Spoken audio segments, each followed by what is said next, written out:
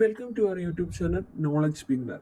ഇന്ന് നമ്മൾ പഠിക്കാൻ പോകുന്നത് പ്രിലിംസ് ആയിട്ട് ബന്ധപ്പെട്ട ഇമ്പോർട്ടൻ്റ് ആയിട്ട് പ്രിലിംസ് പരീക്ഷകൾക്ക് വരുന്ന കുറച്ച് കാര്യങ്ങളാണ്. നിങ്ങൾക്കറിയാം, കുറച്ച് മൊഡ്യൂൾസ് ഉണ്ട് അല്ലേ സിലബസിനകത്ത്. മൊഡ്യൂൾ 2 ആയിട്ട് ബന്ധപ്പെട്ട SCERT ചാപ്റ്റേഴ്സ് ആണ്. ഈ SCERT ചാപ്റ്റേഴ്സ് മസ്റ്റ് ആയിട്ട് പഠിക്കേണ്ടതാണ്. ഒരു 5 SCERT ചാപ്റ്റേഴ്സ് ആണ് നമ്മളിവിടെ ഡിസ്കസ് ചെയ്യാൻ പോകുന്നത്. ഓക്കെ, ഏതൊക്കെ SCERT ചാപ്റ്റേഴ്സ് ആണ് നമ്മൾ ഡിസ്കസ് ചെയ്യാൻ പോകുന്നത് ഞാനൊന്ന് പറയാം.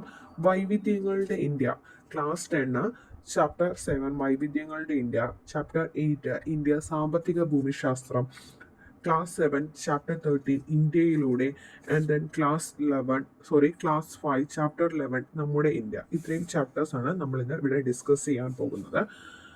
നമുക്ക് അപ്പം ഈ ചാപ്റ്റേഴ്സിലൂടെ ഒന്ന് പോയി നോക്കാം. ഓക്കെ, വൈവിധ്യങ്ങളുടെ ഇന്ത്യ ആണ് പഠിക്കാൻ പോകുന്നത്. 3 വശവും സമുദ്രത്താൽ ചുറ്റപ്പെട്ട ഭൂപ്രദേശം അറിയപ്പെടുന്നത് ഉപദ്വീപ് എന്നാണ്. 3 വശവും സമുദ്രത്താൽ ചുറ്റപ്പെട്ട ഭൂപ്രദേശത്തെ ഏത് പേരിൽ അറിയപ്പെടുന്നു? ഉപദ്വീപ് എന്ന.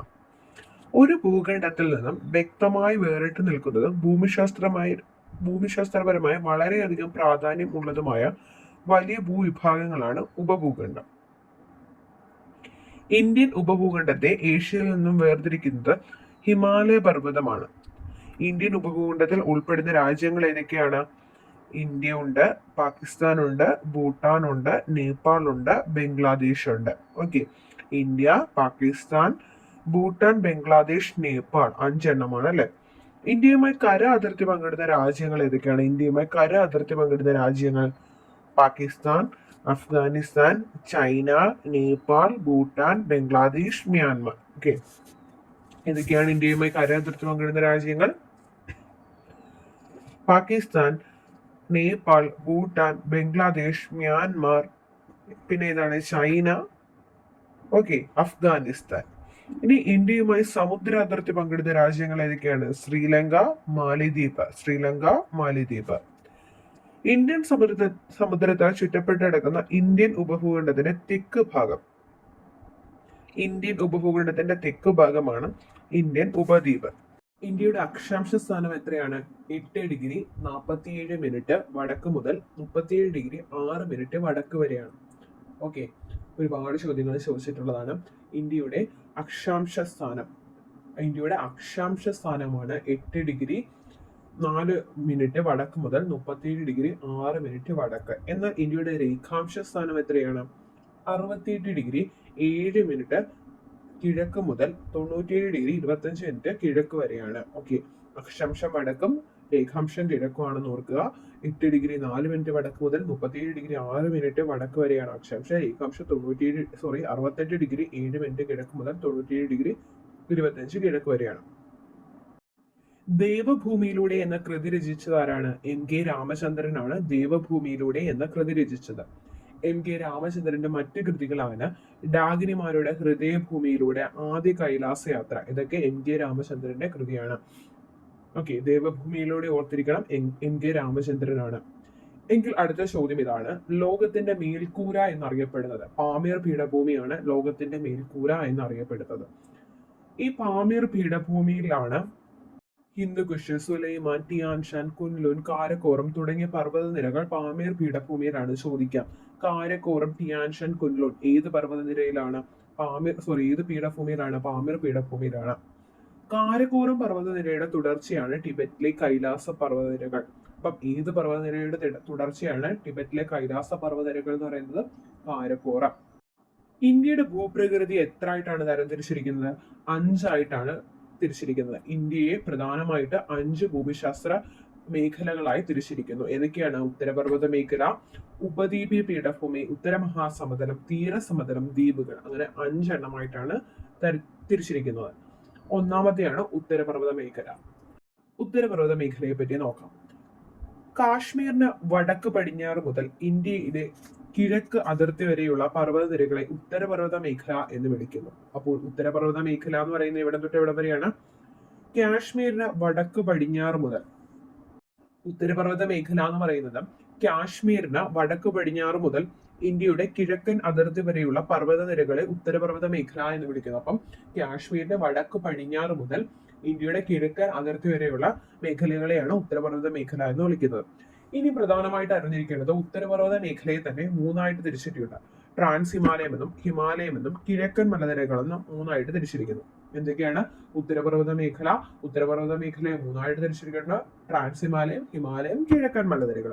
ഇനി നമ്മൾ പറയാൻ പോകുന്നത് ഉത്തരപർവ്വത മേഖലയിലെ പ്രധാന പർവ്വതം ഏതാണ്? ഉത്തരപർവ്വത മേഖലയിലെ പ്രധാന പർവ്വതം ഏതാണ്? ഹിമാലയമാണ്. ഉത്തരപർവ്വത മേഖലയിലെ പ്രധാന പർവ്വതം എന്ന് പറയുന്നത് ഹിമാലയമാണ്. ഓക്കെ, ഇനി നമ്മൾ നോക്കാൻ പോകുന്നത് ഈ ട്രാൻസ് ഹിമാലയത്തിനെയും കിഴക്കൻ മലനിരകളെയും വീണ്ടും തിരിച്ചിട്ടുണ്ട്. അപ്പോൾ ആദ്യം മനസ്സിലേക്ക് കൊണ്ടുവരിക, ഉത്തരപർവ്വത മേഖലയെ മൂന്നായിട്ട് തിരിച്ചിട്ടുണ്ട്. എന്തൊക്കെയാണ്? ട്രാൻസ് ഹിമാലയം, ഹിമാലയം, കിഴക്കൻ മലനിരകൾ. വീണ്ടും ക്ലാസിഫൈ ചെയ്തിട്ടുണ്ട്. ട്രാൻസ് ഹിമാലയത്തിനെ കാരക്കോറം, ലഡാക്ക്, സസ്കർ എന്നും, ഹിമാലയത്തിനെ ഹിമാദ്രി, ഹിമാചൽ, സിവാലിക് എന്നും, കിഴക്കൻ മലനിരകളെ പത്കായ്, നാഗ, മിസോ, ഖാര, ഖാസി, ജയന്ത്യ എന്നിങ്ങനെ വീണ്ടും തിരിച്ചിട്ടുണ്ട്. കിഴക്കൻ മലനിരകളെ നാലായിട്ട് തിരിച്ചിരിക്കുന്ന നമ്മൾ പറഞ്ഞു. പത്കായ്, നാഗ കുന്നുകൾ, മിസോ കുന്നുകൾ, ഖാരോ, ഖാസി, ജയന്ത്യ കുന്നുകൾ. എങ്കിൽ ഈ ഗാരോ, ഖാസി, ജയന്ത്യ കുന്നുകൾ എവിടെയാണെന്ന് അറിയാമോ? മേഘാലയയിലാണ് കേട്ടോ. ഗാരോ, ഖാസി, ജയന്ത്യ കുന്നുകൾ എവിടെയാണ്? മേഘാലയയിലാണ്. ഓക്കെ, മിസോ കുന്നുകൾ എവിടെയാ? പേരിൽ തന്നെ നമുക്ക് കണ്ടുപിടിക്കാൻ പറ്റും. മിസോറാമിലാണ്. നാഗ കുന്നുകൾ പേരിൽ തന്നെയുണ്ട്, നാഗാലാൻഡിലാണ്.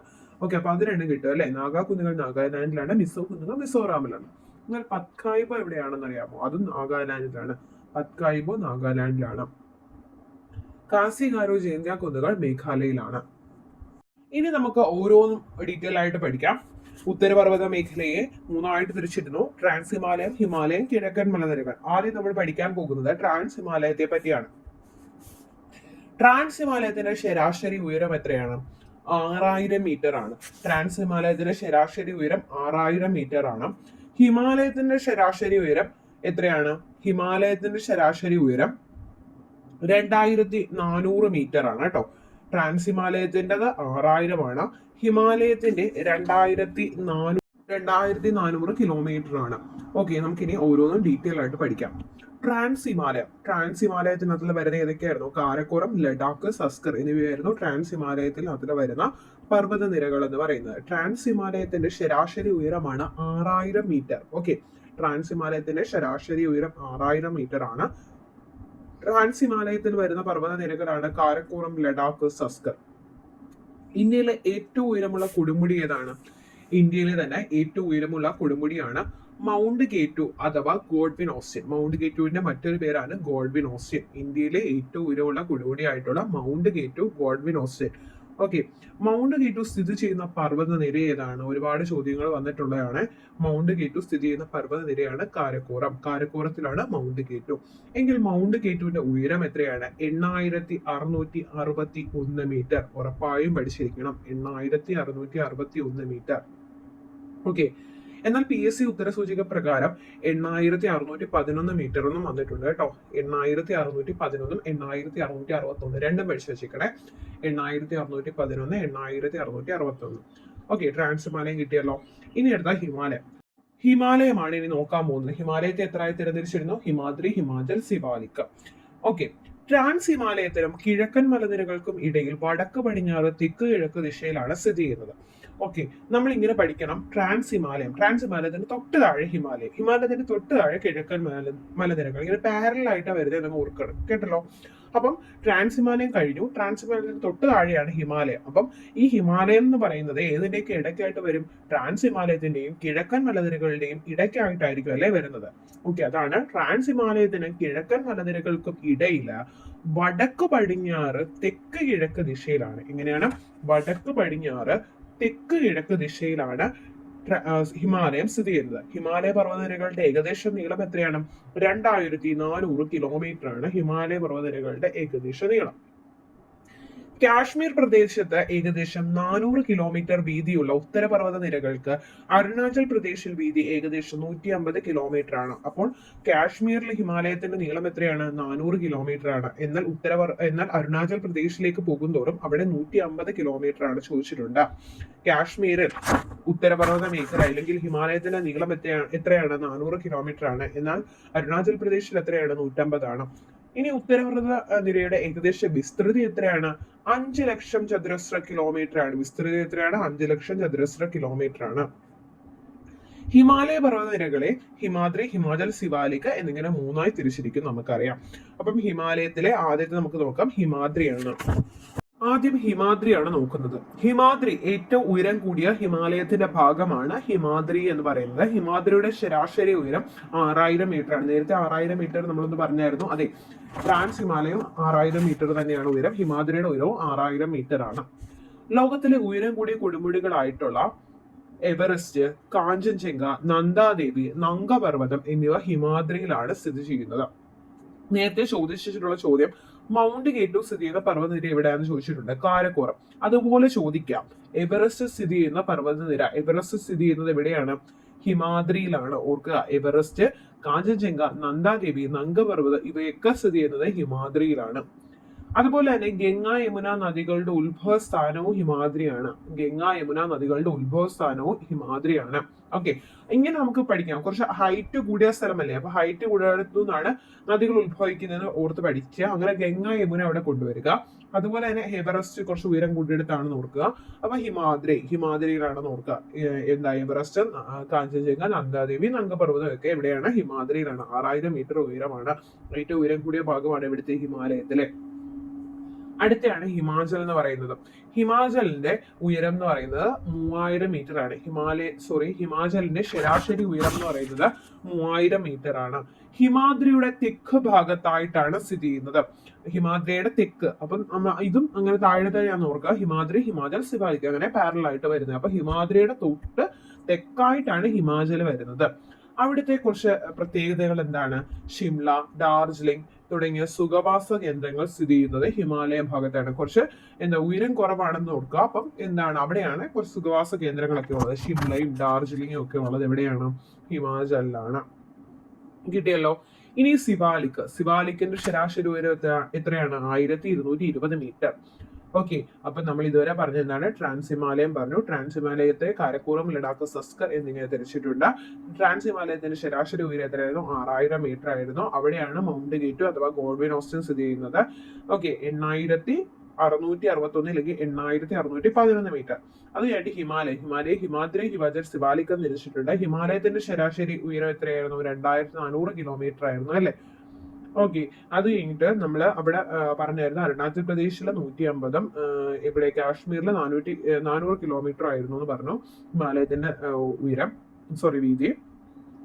പിന്നീട് അതിനെ മൂന്നായിട്ട് തിരിച്ചിട്ടുണ്ട്. ഹിമാദ്രി, ഹിമാചൽ, സിവാലിക്. ഹിമാദ്രി 6000 മീറ്റർ, ഹിമാചൽ എന്ന് പറയുന്നത് 3000 മീറ്റർ, സിവാലിക് എന്ന് പറയുന്നത് 1220 മീറ്റർ ആണ്. ഓക്കെ, ഹിമാചലിന്റെ തെക്കു ഭാഗത്ത് സ്ഥിതി ചെയ്യുന്നതാണ്. ഞാൻ പറഞ്ഞു ഇങ്ങനെ താഴെയാണ് വരുന്നത്. അപ്പൊ ഹിമാദ്രി, ഹിമാചൽ, സിവാലിക്. ഹിമാദ്രിയുടെ തെക്ക് ഭാഗത്താണ് ഹിമാചൽ വരുന്നത്. ഹിമാചലിന്റെ തെക്ക് ഭാഗത്താണ് സിവാലിക് വരുന്നത്. ഓക്കെ, ഹിമാലയൻ നദികൾ ഈ മേഖലയെ മുറിച്ചു കടക്കുന്നത് കൊണ്ട് പലയിടത്തും സിവാലിക്കിന്റെ തുടർച്ച നഷ്ടപ്പെടുന്നു. നീളമേറിയതും വിസ്തൃതമായിട്ടുള്ള താഴ്വരകളായ ഡൂണുകൾ കാണപ്പെടുന്നു. ഇവിടെ കാണുന്ന ഡൂണാണ് ഡെറാഡൂൺ എന്ന് പറയുന്നത്. അപ്പം നീളമേറിയതും വിസ്തൃതമായിട്ടുള്ള താഴ്വരകളെ ഏതു പേരിൽ അറിയപ്പെടുന്നു? ഡൂണുകൾ. നീളമേറിയതും വിസ്തൃതമായിട്ടുള്ള താഴ്വരകളെ ഏതു പേരിൽ അറിയപ്പെടുന്നു? ഡൂണുകൾ. ഇവിടുത്തെ കാണുന്ന ഡൂൺ ഏതാണ്? ഡെറാഡൂൺ. ഇനി നമുക്ക് എവറസ്റ്റ് കൊടുമുടിയെ പറ്റി നോക്കിയാലോ. ലോകത്തിലെ ഏറ്റവും ഉയരമുള്ള കൊടുമുടി ഏതാണ്? അത് എവറസ്റ്റ് കൊടുമുടിയാണ്. നേപ്പാളിലുള്ള എവറസ്റ്റ് കൊടുമുടിയാണ് ലോകത്തിലെ ഏറ്റവും ഉയരമുള്ള കൊടുമുടി. എവിടെയാണ് ഈ എവറസ്റ്റ്? ഹിമാദ്രിയിലാണ് നമ്മൾ പറഞ്ഞായിരുന്നു അല്ലെ. എവറസ്റ്റ് കൊടുമുടി സ്ഥിതി ചെയ്യുന്ന പർവ്വത നിര എവിടെയാണ്? ഇങ്ങനെ ചോദിക്കാം. അങ്ങനെ സ്പെസിഫിക് ആയിട്ട് ചോദിച്ചു കഴിഞ്ഞാൽ അത് ഹിമാലയമാണ്. അല്ലാതെ ഇങ്ങനെ ഹിമാദ്രി, ഹിമാചൽ, സിവാലിക് അങ്ങനെ കൊടുത്തു കഴിഞ്ഞാൽ നമ്മളത് ഹിമാദ്രി എഴുതണം കേട്ടോ. ഓക്കെ, 1954 സർവേ പ്രകാരം എവറസ്റ്റ് കൊടുമുടിയുടെ ഉയരം 8848 മീറ്റർ ആണ്. 8848 മീറ്റർ. എന്നാൽ മൗണ്ട് കെ2വിന്റെ എത്രയായിരുന്നു? 8661 അല്ലെങ്കിൽ 8611. മൗണ്ട് എവറസ്റ്റിന്റെ എത്രയാണ്? 8848 മീറ്റർ ആണ് ഉയരം. ഓക്കെ, ഇനി നമുക്ക് ചുരങ്ങൾ ബന്ധിപ്പിക്കുന്ന സ്ഥലങ്ങളും നോക്കാം. എന്താണ് ചുരങ്ങൾ എന്ന് പറയുന്നത്? പാസ്. എന്താണ്? പർവ്വതനിരകൾ മുറിച്ചു കടക്കാൻ സഹായിക്കുന്ന സ്വാഭാവിക മലയിടുക്കുകളാണ് ചുരങ്ങൾ. ചോദിക്കാം, പർവ്വതനിരകൾ മുറിച്ചു കടക്കാൻ സഹായിക്കുന്ന സ്വാഭാവിക മലയിടുക്കുകൾ ഏതാണ്? പാസ് ആണ് കേട്ടോ, അല്ലെങ്കിൽ ചുരങ്ങളാണ്. ചുരങ്ങളും ബന്ധിപ്പിക്കുന്ന സ്ഥലങ്ങൾ നമുക്ക് ആദ്യം ലിപുലേക്ക് ചുരം നമുക്ക് നോക്കാം. ലിപുലേക്ക് ചുരം ഉത്തരാഖണ്ഡ്, ടിബറ്റ്. ഓർത്തിരിക്കാൻ ഞാൻ പറയാം, ഒരു കോഡ് പറഞ്ഞുതരാം. നമ്മൾ ഉത്തരവൊക്കെ പറയുന്നത് എങ്ങനെയാണ്? ലിപ്പ് വെച്ചാണ് അല്ലെ. അങ്ങനെ നമുക്ക് കണക്ട് ചെയ്യാം. Lipulekh Uttarakhand Tibet, Uttarakhand Tibet. Okay, Lipulekh Uttarakhand Tibet. എങ്കിൽ ഇനി ഷിപ്കില ചുരം എവിടെയാണ്? ഹിമാചൽ പ്രദേശിനെയും ടിബറ്റിനെയും തമ്മിൽ ബന്ധിപ്പിക്കുന്നതാണ് ഷിപ്കില. അപ്പം ലിപ്പുലേക്ക് ഉത്തരാഖണ്ഡ് ടിബറ്റ്. ഷിപ്കില എന്ന് പറയുന്നത് ഹിമാചൽ പ്രദേശിനെയും ടിബറ്റിനെയും തമ്മിൽ ബന്ധിപ്പിക്കുന്നതാണ്. അടുത്തതാണ് നാഥുല. നാഥുല എന്ന് പറയുന്നത് സിക്കിമിനെയും ടിബറ്റിനെയും തമ്മിൽ ബന്ധിപ്പിക്കുന്നതാണ് നാഥുല. അടുത്തത് ബെനിഹാൾ ചുരം. ബെനിഹാൾ എന്ന് പറയുന്നത് ജമ്മു കാശ്മീരിനെയും ശ്രീനഗറിനെയും തമ്മിൽ ബന്ധിപ്പിക്കുന്നതാണ് ബെനിഹാൾ ചുരം. ജമ്മു കാശ്മീരിനെയും ശ്രീനഗറിനെയും തമ്മിൽ ബന്ധിപ്പിക്കുന്നതാണ് ബെനിഹാൾ ചുരം എന്ന് പറയുന്നത്. അടുത്തത് ബാരാലാച്ല ചുരം ഏതാണ്? ഹിമാചൽ പ്രദേശിനെയും ലേയെയും അല്ലെങ്കിൽ ലാഹൌളിനെയും ലേയെയും തമ്മിൽ ബന്ധിപ്പിക്കുന്നതാണ് ബാരാലാച്ല ചുരം എന്ന് പറയുന്നത് കേട്ടോ. സോജില പാസ് ശ്രീനഗറിനെയും കാർഗിലിനെയും ബന്ധിപ്പിക്കുന്നു. ശ്രീനഗറിനെയും കാർഗിലിനെയും ഇങ്ങനെ ഓർക്കാം. ശ്രീകാറിൽ സോജിയുമായി പോയി, ശ്രീകാറിൽ സോജിയുമായി പോയി, ശ്രീനഗർ, കാർഗിൽ, സോജില. സമുദ്രനിരപ്പിൽ നിന്നും 1000 മുതൽ 2000 മീറ്റർ വരെ ഉയരമുള്ള ഉത്തരപർവ്വത മേഖലയിൽ കാണപ്പെടുന്ന വൃക്ഷങ്ങളാണ് ഓക്ക്, ചെസ്റ്റ്നട്ട്, മേപ്പിൾ. ഓക്ക്, ചെസ്റ്റ്നട്ട്, മേപ്പിൾ 1000 മുതൽ 2000 മീറ്റർ വരെ ഉയരമുള്ള വൃക്ഷങ്ങളാണ് അല്ലെ. അതുപോലെ തന്നെ 2000 മീറ്ററിന് മുകളില് പ്രദേശങ്ങളിൽ കാണപ്പെടുന്ന വൃക്ഷങ്ങൾ ഏതൊക്കെയാണെന്ന് ചോദിച്ചു കഴിഞ്ഞാൽ സ്തൂപികാഗ്ര വൃക്ഷങ്ങളായിട്ടുള്ള ദേവദാരു, അതുപോലെ തന്നെ സ്പ്രൂസ്, ഇതൊക്കെ 2000 മീറ്ററിന് മുകളിൽ ഉയരമുള്ളതാണ് എന്നുള്ള. ഓക്കെ, ഇന്ത്യൻ ഫലകവും യുറേഷ്യൻ ഫലകവും കൂട്ടിമുട്ടിയപ്പോൾ രൂപം കൊണ്ട പർവ്വതനിര ഏതാണ്? ഹിമാലയമാണ്. ഇന്ത്യൻ ഫലകവും യുറേഷ്യൻ ഫലകവും കൂട്ടിമുട്ടിയപ്പോൾ രൂപം കൊണ്ട പർവ്വതനിര ഏതാണ്? ഹിമാലയമാണ്. ഹിമാലയം ഉൾപ്പെടുന്ന പ്രദേശം ഏത് സമുദ്രത്തിന്റെ ഭാഗമായിരുന്നു? തെതീസ് അല്ലെ. തെതീസ് സമുദ്രത്തിന്റെ അടിത്തട്ട് സമ്മർദ്ദത്താൽ ഉയർന്നാണ് ഹിമാലയം രൂപം കൊണ്ടതെന്നൊക്കെ നമുക്കറിയാം. ഇനി അടുത്തത് കിഴക്കൻ മലനിരകൾ. സമുദ്രനിരപ്പിൽ നിന്നും 500 മീറ്റർ മുതൽ 3000 മീറ്റർ വരെ ഉയരമുള്ള പ്രദേശമാണ് കിഴക്കൻ മലനിരകൾ. ഒന്നും കൂടി എല്ലാവരും ഓർക്കുക, ട്രാൻസ് ഹിമാലയം 6000 മീറ്റർ ആയിരുന്നു. ഹിമാലയത്തിലോട്ട് വന്നപ്പോൾ അത് 2400 ആണ്. കിഴക്കൻ മലനിരകൾ എന്ന് പറയുമ്പോൾ 500 മീറ്റർ മുതൽ 3000 മീറ്റർ വരെ ഉയരമുള്ള പ്രദേശമാണ് കിഴക്കൻ മലനിരകൾ. കിഴക്കൻ മലനിരയെ മറ്റൊരു പേരിലും കൂടെ അറിയപ്പെടുന്നുണ്ട്, പൂർവാചൽ. പൂർവാചൽ. ഓക്കെ, കിഴക്കൻ മലനിര എന്ന് പറയുമ്പം വെസ്റ്റേൺ ഹിൽസ് ആണ് അല്ലെ. പൂർവാചൽ എന്ന പേരിലും കിഴക്കൻ മലനിരകളെ അറിയപ്പെടുന്നുണ്ട്. ഓക്കെ, ലോകത്തിലെ ഏറ്റവും കൂടുതൽ മഴ ലഭിക്കുന്ന ചിറാപൂഞ്ചി, മൗസിൻഡ്ര എന്നീ സ്ഥലങ്ങൾ എവിടെയാണ്? കിഴക്കൻ മലനിരകളാണ്. ലോകത്തിലെ ഏറ്റവും കൂടുതൽ മഴ ലഭിക്കുന്ന പ്രദേശമാണ് ഇപ്പൊ മൗസിൻഡ്ര ആണ് അല്ലെ. അതെവിടെയാണ്? കിഴക്കൻ മലനിരകളിലാണ്. നിബിഡമായ ഉഷ്ണമേഖലാ മഴക്കാടുകളാണ് കാണപ്പെടുന്നത്. കിഴക്കൻ മേഖലയിൽ കാണപ്പെടുന്നത് നിബിഡമായ ഉഷ്ണമേഖലാ മഴക്കാടുകളാണ്. ഉത്തരപർവ്വത മേഖലയിൽ കാണപ്പെടുന്ന മണ്ണ് ഏതാണ്? ഉത്തരപർവ്വത മേഖല അതിനകത്തിൽ തന്നെ ഉണ്ട്, പർവ്വത മണ്ണാണ്. എന്നാൽ ഉത്തര മഹാസമതലത്തിൽ കാണപ്പെടുന്ന മണ്ണ് ഏതാണെന്ന് അറിയാമോ? അത് എക്കൽ മണ്ണാണ്. ഉത്തരപർവ്വത മേഖലയിലെ പർവ്വത മണ്ണും ഉത്തര മഹാസമുദ്രത്തിൽ കാണപ്പെടുന്ന മണ്ണിനുമാണ് എക്കൽ മണ്ണ്. ഓക്കെ, ഉഷ്ണമേഖല മഴക്കാടുകളാണ് അല്ലെ. നിബിഡമായ ഉഷ്ണമേഖല മഴക്കാടുകളാണ് ഉത്തരപർവ്വത മേഖലയിൽ കാണപ്പെടുന്നത്. ഓക്കെ, അപ്പൊ ഉത്തരപർവ്വത മേഖല എല്ലാവർക്കും സെറ്റ് ആയല്ലോ. ഇനി നമ്മൾ പറയാൻ പോകുന്നത് ഉത്തര മഹാസമതലത്തെ പറ്റിയാണ്. ഹിമാലയ നദികളുടെ നിക്ഷേപണ പ്രക്രിയയുടെ ഫലമായിട്ട് രൂപം കൊണ്ട ഭൂപ്രദേശം ഏതാണ്? അത് ഉത്തര മഹാസമതലമാണ്. ഇന്ത്യയിലെ ഏറ്റവും വിസ്തൃതമായിട്ടുള്ള എക്കൽ സമതലം ഏതാണ്? ഉത്തര മഹാസമതലമാണ്. ഉത്തര മഹാസമതലത്തെ മറ്റൊരു പേരിലും അറിയപ്പെടുന്നുണ്ട്, സിന്ധു ഗംഗ ബ്രഹ്മപുത്ര സമതലം എന്ന് അറിയപ്പെടുന്നത് ഉത്തര മഹാസമതലമാണ്. എങ്കിൽ ഇന്ത്യയുടെ ദാനിയപുര എന്നറിയപ്പെടുന്ന ഏതാണ്? ഉത്തര മഹാസമതലമാണ്. നദികളുടെ നിക്ഷേപണ പ്രക്രിയയുടെ അടിസ്ഥാനത്തിൽ ഉത്തര മഹാസമതലത്തെ 4ആയി തിരിക്കാം.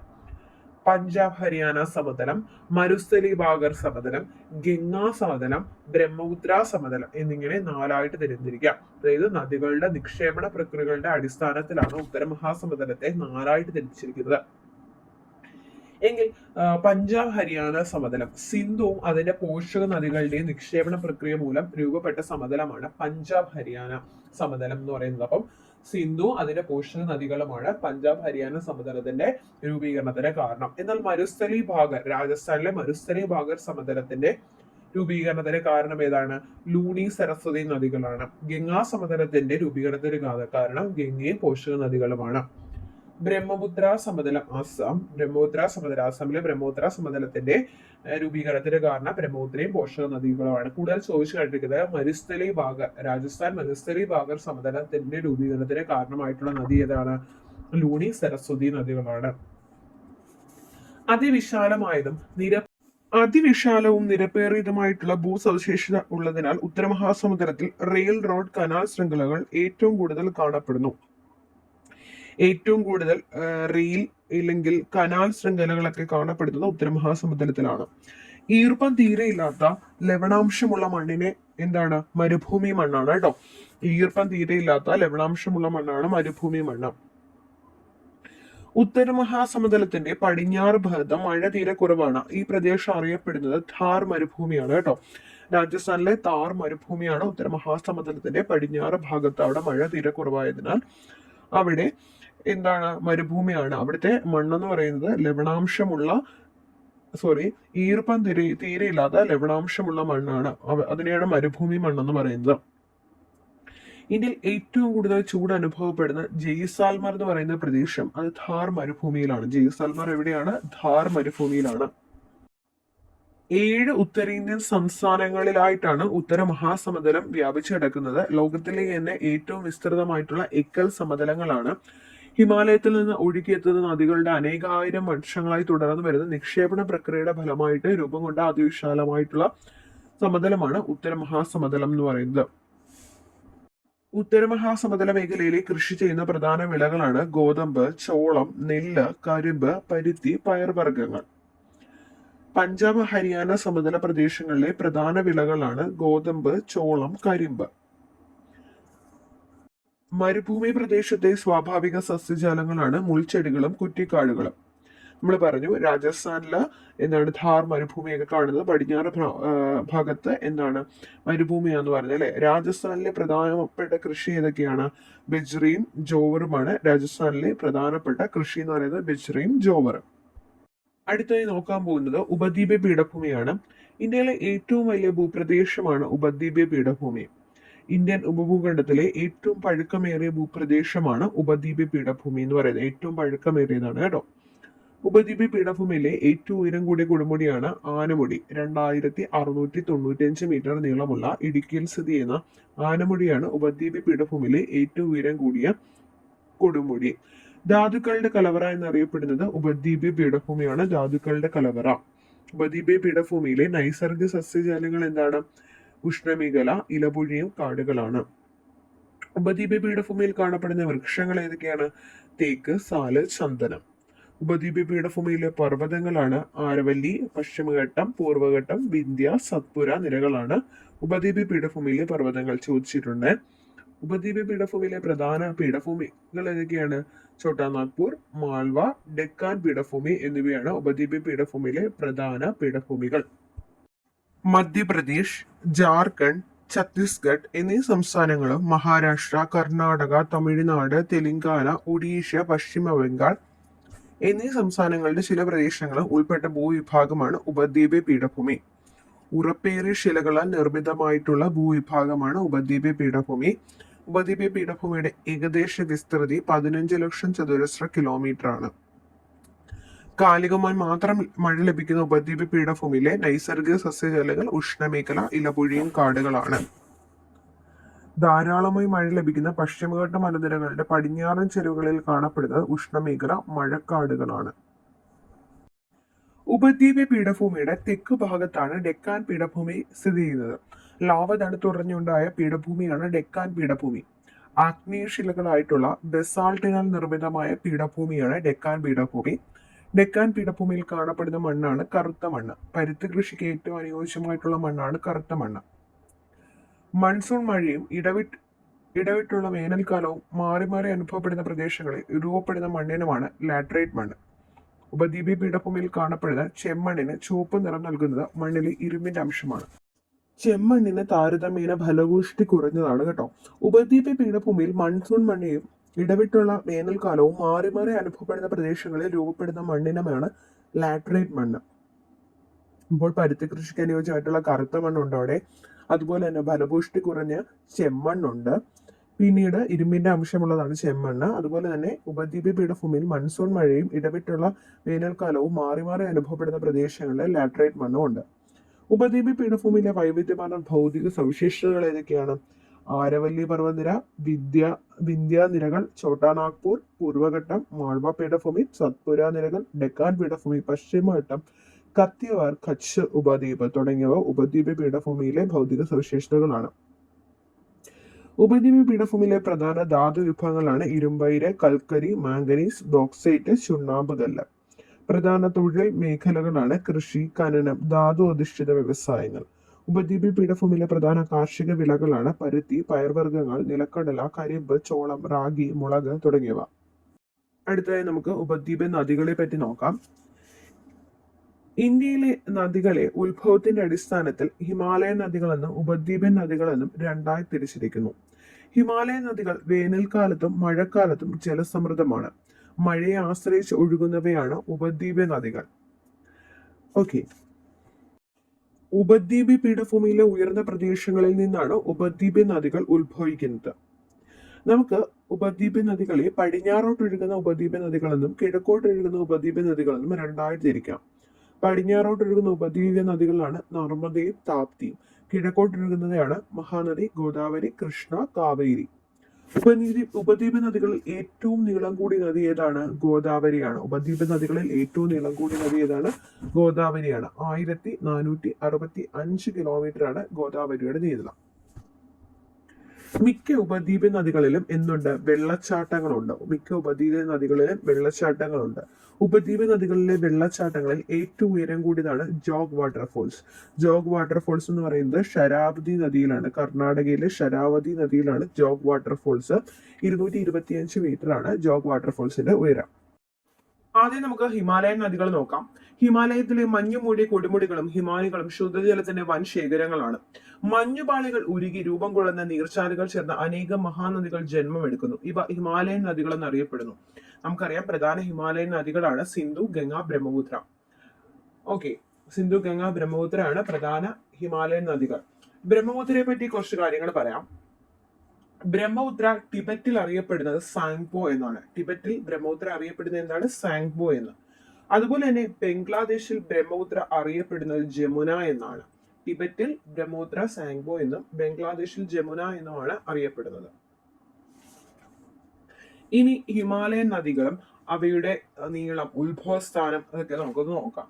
നമ്മൾ ആദ്യം നോക്കാൻ പോകുന്നത് ഏറ്റവും നീളം കൂടി ഹിമാലയൻ നദി ഏതാണ്? ബ്രഹ്മപുത്രയാണ് അല്ലെ. 2900 മീറ്റർ ആണ്, കിലോമീറ്റർ ആണ് ബ്രഹ്മപുത്രയുടെ നീളം. അതിന്റെ 725 കിലോമീറ്റർ ഇന്ത്യയിലൂടെയാണ് പോകുന്നത്. എങ്കിൽ ബ്രഹ്മപുത്ര ഉത്ഭവിക്കുന്നത് എവിടെ നിന്നാണ്? ടിബറ്റിലെ ചെമയുങ്തുങ് ഹിമാനിയിൽ നിന്നാണ് ബ്രഹ്മപുത്ര ഉത്ഭവിക്കുന്നത്. ബ്രഹ്മപുത്രയുടെ പോഷക നദികളാണ് ടീസ്റ്റ, മാനസ്, സുബൻസിരി, ലോഹിത്. എന്തൊക്കെയാണ്? ടീസ്റ്റ, സുബൻസിരി, മാനസ്, ലോഹിത്. ഇനി ബ്രഹ്മപുത്ര ഒഴുകുന്ന സംസ്ഥാനം അല്ലെങ്കിൽ കേന്ദ്രഭരണ പ്രദേശം എന്ന് പറയുന്നത് ആസാമും അരുണാചൽ പ്രദേശുമാണ്. അരുണാചൽ പ്രദേശിലൂടെയും ആസാമിലൂടെയുമാണ് ബ്രഹ്മപുത്ര ഒഴുകുന്നത്. എത്തിച്ചേരുന്നത് ബംഗാൾ ഉൾക്കടലിലാണ്.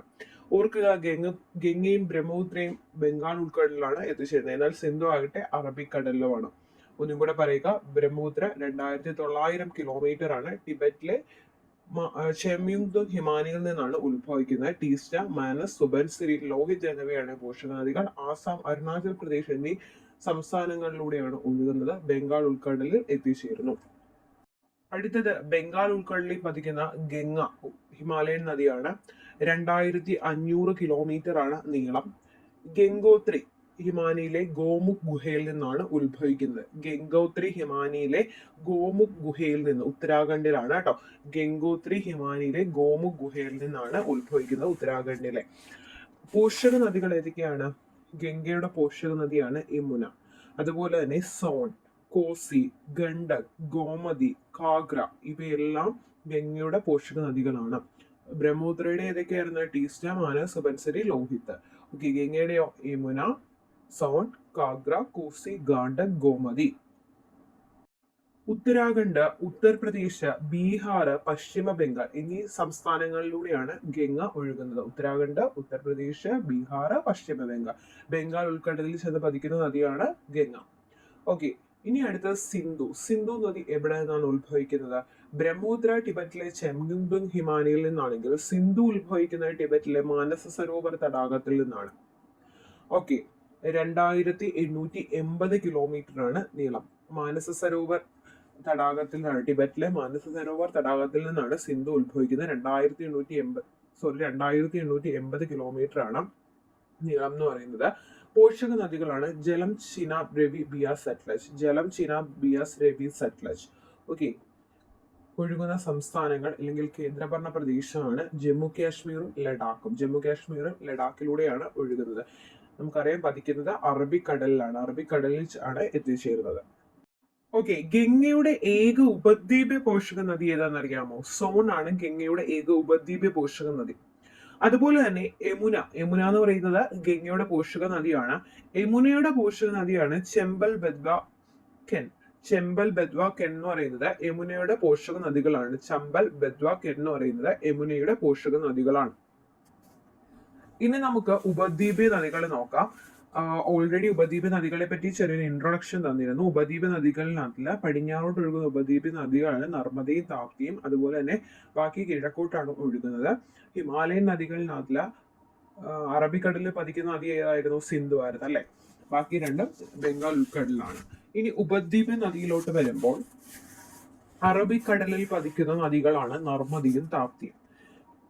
പടിഞ്ഞാറോട്ട് ഒഴുകുന്ന നർമ്മദയും താപ്തിയും അറബിക്കടലിലാണ് പതിക്കുന്നത്. ഉപദ്വീപ നദികളിൽ ഏറ്റവും നീളം കൂടിയ നദി ഏതാണ്? ഗോദാവരിയാണ് പറഞ്ഞത്. ഗോദാവരിയാണ് ഉപദ്വീപ നദികളിൽ ഏറ്റവും നീളം കൂടിയ നദി. 1465 കിലോമീറ്റർ ആണ്. 1465 കിലോമീറ്റർ ആണ്. ഓർത്ത് വെക്കുക, 1465 കിലോമീറ്റർ. പടിഞ്ഞാറോട്ട് ഒഴുകുന്ന ഉപദ്വീപ നദികൾ നമ്മൾ പറഞ്ഞു. ഇന്ത്യയിലെ ഏറ്റവും ഉയരം കൂടിയ വെള്ളച്ചാട്ടം ജോഗ് വാട്ടർഫോൾസ് എവിടെയായിരുന്നു? ശരാവതി നദിയിലായിരുന്നു അല്ലെ. 225 കിലോമീറ്റർ ആണ് നീളം, 225 മീറ്റർ. ഇനി നമ്മൾ നോക്കാൻ പോകുന്നത് ഗോദാവരിയെ പറ്റിയാണ്. ഉപദ്വീപ നദികളിൽ ഏറ്റവും നീളം കൂടിയ നദിയാണ്. 1465 കിലോമീറ്റർ ഉള്ള ഉപദ്വീപ നദിയാണ് ഗോദാവരി. മഹാരാഷ്ട്രയിലെ നാസിക്കിൽ നിന്നാണ്, പശ്ചിമഘട്ടത്തിലെ മഹാരാഷ്ട്രയിലെ നാസിക് ജില്ലയിൽ നിന്നാണ് ഗോദാവരി ഉത്ഭവിക്കുന്നത്.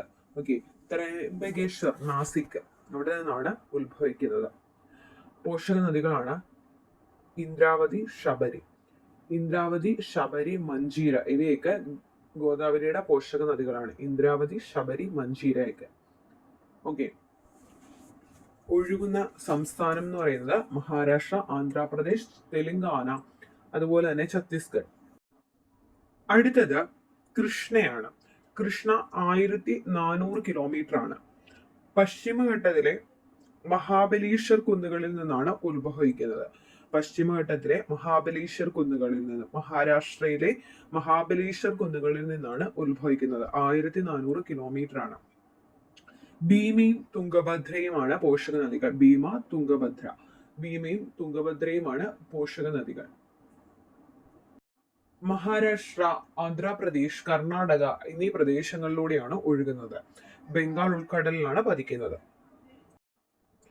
അടുത്തത് മഹാനദിയാണ്. 857 കിലോമീറ്റർ ആണ് മഹാനദിയുടെ നീളം. 857. മധ്യപ്രദേശിലെ മൈക്കലോ നിരകളിൽ നിന്നാണ് ഉത്ഭവിക്കുന്നത്. ഇമ്പ്, ഢെല്ല എന്നിവയാണ് മഹാനദിയുടെ പോഷക നദികൾ. ഇമ്പം, ഢെല്ലമാണ് മഹാനദിയുടെ പോഷക നദികള്. പെട്ടെന്ന് അത് ഒഴുകുന്ന നദികൾ ഓർക്കാൻ വേണ്ടിയിട്ട് ഒരു കോഡ് ഞാൻ പറഞ്ഞുതരാം. .com ഓർത്താൽ മതി കേട്ടോ. .com, അതായത് COM, ഛത്തീസ്ഗഡ്, ഒഡീഷ, മധ്യപ്രദേശ്. ഓക്കെ, അപ്പൊ ഛത്തീസ്ഗഡ്, ഒഡീഷ, മധ്യപ്രദേശ് എന്നീ പ്രദേശങ്ങളിലൂടെയാണ് മഹാനദി ഒഴുകുന്നത്. ബംഗാൾ ഉൾക്കടലിൽ പതിക്കുന്നു. അടുത്തത് കാവേരി നദിയാണ്. കാവേരി പശ്ചിമഘട്ടത്തിലെ ബ്രഹ്മഗിരി നിരകളിൽ നിന്നാണ് ഉത്ഭവിക്കുന്നത്. കർണാടകയിലെ ബ്രഹ്മഗിരി നിരകളിൽ നിന്ന് ഉത്ഭവിക്കുന്നതാണ്. 800 കിലോമീറ്റർ ആണ്. 800 കിലോമീറ്റർ. കാവേരിയുടെ പോഷക നദികളാണ് കബനിയും അമരാവതിയുമാണ് കാവേരിയുടെ പോഷക നദികൾ എന്ന് പറയുന്നത്. കബനിയും അമരാവതിയുമാണ്. ഓക്കെ, കാവേരി ഒഴുകുന്നത് കേരള, തമിഴ്നാട്, കർണാടക എന്നീ സംസ്ഥാനങ്ങളിലൂടെയാണ്. ഓക്കെ, കാവേരിയും ബംഗാൾ ഉൾക്കടലിലാണ് പതിക്കുന്നത്. ഇനി അടുത്തത് എന്താണ് അറബിക്കടലിൽ പതിക്കുന്ന രണ്ട് നദികളായിരുന്നു. ഉപദ്വീപീയ നദികളാണ് നർമ്മദയും താപ്തിയും. നമുക്ക് നർമ്മദ നോക്കാം. 1312 1312 എന്ന് ഓർത്താൽ മതി. 1312 1312 ആണ് നർമ്മദയുടെ നീളം. ഛത്തീസ്ഗഡിലെ മൈക്ലോ നിരകളിൽ നിന്നാണ് നർമ്മദ ഉത്ഭവിക്കുന്നത്. ഹിരൺ, ബെഞ്ചൻ എന്നിവയാണ് നർമ്മദയുടെ പോഷക നദികൾ. എന്തൊക്കെയാണ്? ഹിരൺ, ബെഞ്ചൻ. അടുത്തതായി നോക്കാനുള്ളത് താപ്തിയാണ്. അറബിക്കടലിൽ പതിക്കുന്ന താപ്തി 724 ആണ്. മുന്തായി പീഠഭൂമി, മധ്യപ്രദേശിലെ ബൈത്തുൽ ജില്ലയിലെ മുന്തായി പീഠഭൂമിയിൽ നിന്നാണ് ഉത്ഭവിക്കുന്നത്. മധ്യപ്രദേശിലെ ബൈത്തുൽ ജില്ലയിലെ മുന്തായി പീഠഭൂമിയിൽ നിന്നാണ്. താപ്തിയുടെ പോഷക നദികളാണ് ആനർ, ഗർണ. ചോദിച്ചിട്ടുണ്ട് ആനർ, ഗർണ. ഈ അടുത്ത പരീക്ഷകളിൽ ചോദിച്ചാണ് ആനർ, ഗർണ. 724 ആണ്. മുണ്ടായി പീഠഭൂമിയിലെ മധ്യപ്രദേശിലെ ബൈത്തുൽ ജില്ലയിൽ നിന്നാണ് ഉത്ഭവിക്കുന്നത്. നർമ്മദ നദി മൈക്ലോ നിരകളിൽ നിന്നാണ് ഛത്തീസ്ഗഡിലെ. ഓക്കെ, ഹിമാലയൻ നദികളും ഉപദ്വീപീയ നദികളും തമ്മിലുള്ള വ്യത്യാസമാണ് ഇനി നോക്കാൻ പോകുന്നത്. ഹിമാലയൻ നദികൾ നമുക്കറിയാം ഹിമാലയ പർവ്വത നിരകളിൽ നിന്ന് ഉത്ഭവിക്കുന്നവയാണ്. അതുപോലെ തന്നെ ഉപദ്വീപീയ നദികൾ ഉപദ്വീപീയ പീഠഭൂമിയിലെ മലനിരകളിൽ നിന്നുമാണ് ഉത്ഭവിക്കുന്നത്. ഹിമാലയൻ നദികൾക്ക് അതിവിസ്തൃതമായിട്ടുള്ള വൃഷ്ടിപ്രദേശമാണ്. ഇത് ചോദിച്ചിട്ടുണ്ട്. ഹിമാലയൻ നദികളുടെ പ്രത്യേകതയാണ് അതിവിസ്തൃതമായ വൃഷ്ടിപ്രദേശം. എന്നാൽ ഉപദ്വീപ നദികൾക്ക് താരതമ്യേന വിസ്തൃതി കുറഞ്ഞ വൃഷ്ടിപ്രദേശമാണ്. ഹിമാലയൻ നദികളിൽ നോക്കിയാൽ മതി, ഈ പറയുന്നതെല്ലാം കൂടുതലാണ്. അതിതീവ്രമായിട്ടുള്ള വൃഷ്ടിപ്രദേശമുണ്ട്. അപരദന തീവ്രതയും കൂടുതലാണ്. എന്നാൽ ഉപദ്വീപ നദിയിലെ അപരദന തീവ്രത താരതമ്യേന കുറവാണ്. ഓക്കെ, അതിവിസ്തൃതമായിട്ടുള്ള വൃഷ്ടിപ്രദേശവും അപരദന തീവ്രതയും കൂടുതലുള്ളത് എവിടെയാണ്? ഹിമാലയൻ നദികളിലാണ്. പർവ്വത മേഖലകളിൽ ഗിരികന്ധരങ്ങൾ സൃഷ്ടിക്കുകയും സമതലങ്ങളിൽ വളഞ്ഞു പുളഞ്ഞ് ഒഴുകുകയും ചെയ്യുന്നത് ഹിമാലയൻ നദികളാണ്. പർവ്വത മേഖലകളിൽ ഗിരികന്ധരങ്ങൾ സൃഷ്ടിക്കുകയും സമതലങ്ങളിൽ വളഞ്ഞു പുളഞ്ഞ് ഒഴുകുകയും ചെയ്യുന്നത് ഹിമാലയൻ നദികളാണ്. എന്നാൽ ഉപദ്വീപ നദികൾ കാഠിന്യമേറിയ ശിലകളിലൂടെ ഒഴുകുന്നതിനാൽ അഗാധ താഴ്വരകൾ സൃഷ്ടിക്കപ്പെടുന്നില്ല. അപ്പം അഗാധമായിട്ടുള്ള താഴ്വരകൾ ഉപദ്വീപ നദികൾ സൃഷ്ടിക്കപ്പെടുന്നില്ല. അവിടെ എല്ലാം കുറവാണ് അല്ലെ. വൃഷ്ടിപ്രദേശം കുറവാണ്, അപരദന തീവ്രത കുറവാണ്. അതുപോലെ തന്നെ അഗാധ താഴ്വരകൾ സൃഷ്ടിക്കപ്പെടുന്നില്ല. അടുത്തതും ഹിമാലയൻ നദികൾക്കാണ് ഉയർന്ന ജലസേചന ശേഷി കൂടുതലുള്ളതും ഹിമാലയൻ നദികൾക്കാണ്. ഉപദ്വീപ നദികൾക്ക് ജലസേചന ശേഷി കുറവാണ്. ഹിമാലയൻ നദികൾ സമതല പ്രദേശങ്ങളിൽ ഉൾനാടൻ ജലഗതാഗതത്തിന് സാധ്യത, അതായത് ഉൾനാടൻ ജലഗതാഗതത്തിന് സാധ്യതയുള്ളതാണ് ഹിമാലയൻ നദികൾ. എന്നാൽ ഉപദ്വീപ നദികൾ എന്ന് പറയുന്നത് ഉൾനാടൻ ജലഗതാഗതത്തിന് സാധ്യത താരതമ്യേന കുറവാണ്. അപ്പോൾ ഒന്ന് പഠിച്ചു വെച്ചാൽ മതി. ഉപദ്വീപ നദികൾ ഈ പറഞ്ഞ എല്ലാം കുറവാണെന്ന് ഓർക്കണം കേട്ടോ.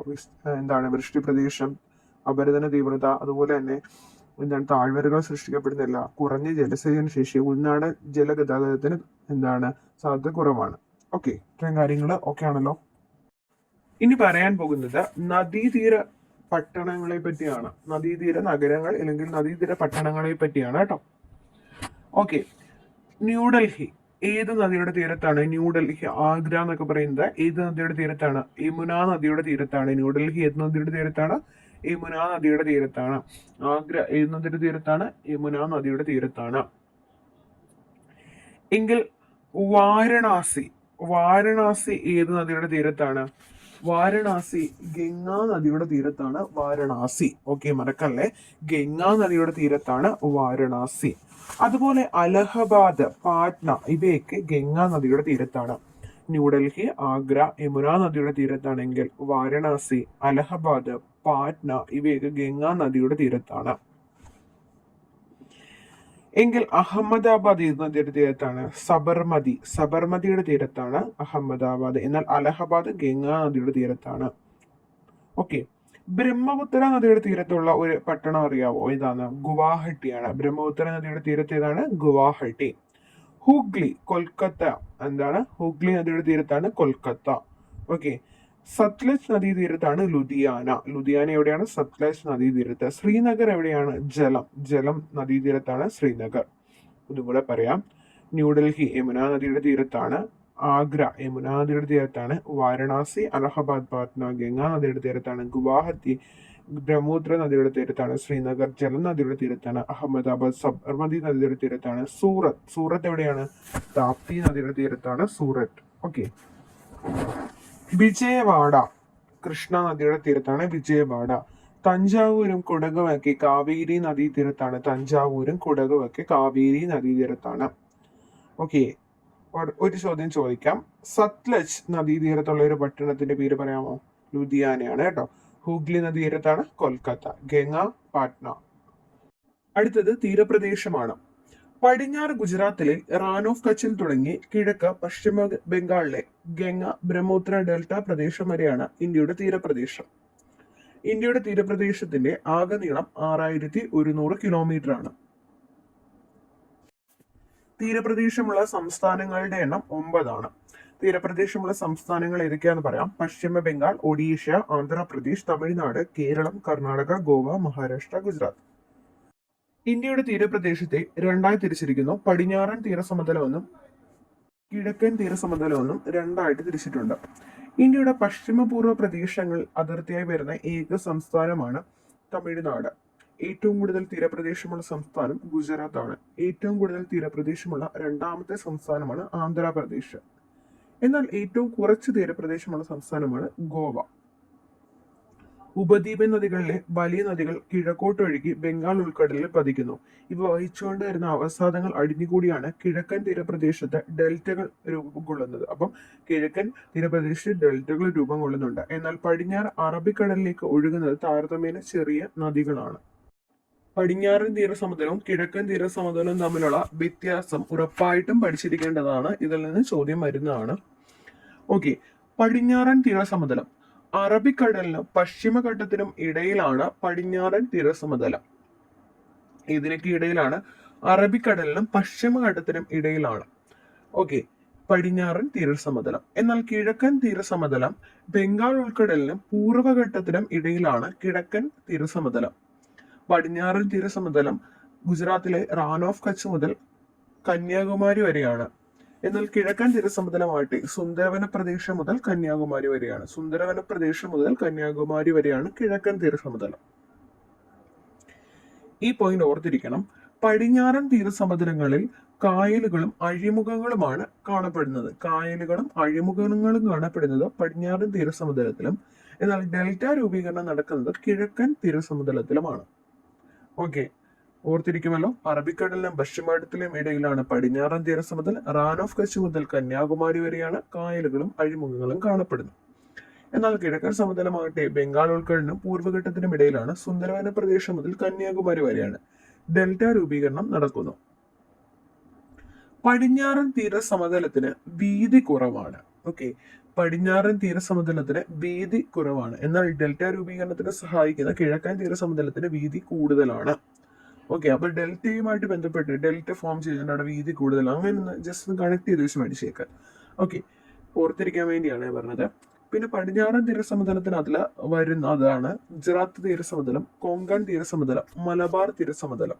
ഓക്കെ, പടിഞ്ഞാറൻ തീരസമതലത്തിന് അതിൽ വരുന്നതാണ് ഗുജറാത്ത്, കൊങ്കൺ, മലബാർ തീരസമതലം. എന്നാൽ കിഴക്കൻ തീരസമതലത്തിൽ വരുന്നതാണ് കൊറമാൻഡൽ തീരസമതലം, വടക്കൻ സിർക്കാസ് തീരസമതലം എന്നിങ്ങനെ തിരിക്കാം. ഓക്കെ, അപ്പം പടിഞ്ഞാറൻ തീരസമതലത്തിനെ മൂന്നായിട്ട് തിരിച്ചിട്ടുണ്ട്. എന്തൊക്കെയാണ്? മലബാർ, കൊങ്കൺ, ഗുജറാത്ത്. എന്നാൽ കിഴക്കൻ തീരസമതലത്തിനാണ് സർക്കാസും വടക്കൻ സർക്കാസും കൊറമാൻഡലും വടക്കൻ സർക്കാസും. ഇനി നോക്കാൻ പോകുന്നത് തീരപ്രദേശങ്ങളിൽ ഉടനീളം കാണപ്പെടുന്ന മണ്ണ് ഏതാണ്? എക്കൽ മണ്ണാണ് തീരപ്രദേശങ്ങളിൽ കാണപ്പെടുന്നത്. ഈ എക്കൽ മണ്ണ് നെൽകൃഷിക്കും അതുപോലെ തന്നെ തെങ്ങിന്റെയൊക്കെ കൃഷിക്ക് വളരെ അനുയോജ്യമാണ്. തീരപ്രദേശങ്ങളിലെ ജനങ്ങളുടെ പ്രധാന തൊഴിലാണ് മത്സ്യബന്ധനം. കിഴക്കൻ തീരസമതലത്തിലെ പ്രധാന നദികളാണ് കാവേരി, കൃഷ്ണ, ഗോദാവരി, മഹാനദി. ഓക്കെ, ഏതൊക്കെയാണ് കിഴക്കൻ തീരസമതലത്തിലെ പ്രധാന നദികൾ? കാവേരി, കൃഷ്ണ, ഗോദാവരി, മഹാനദി.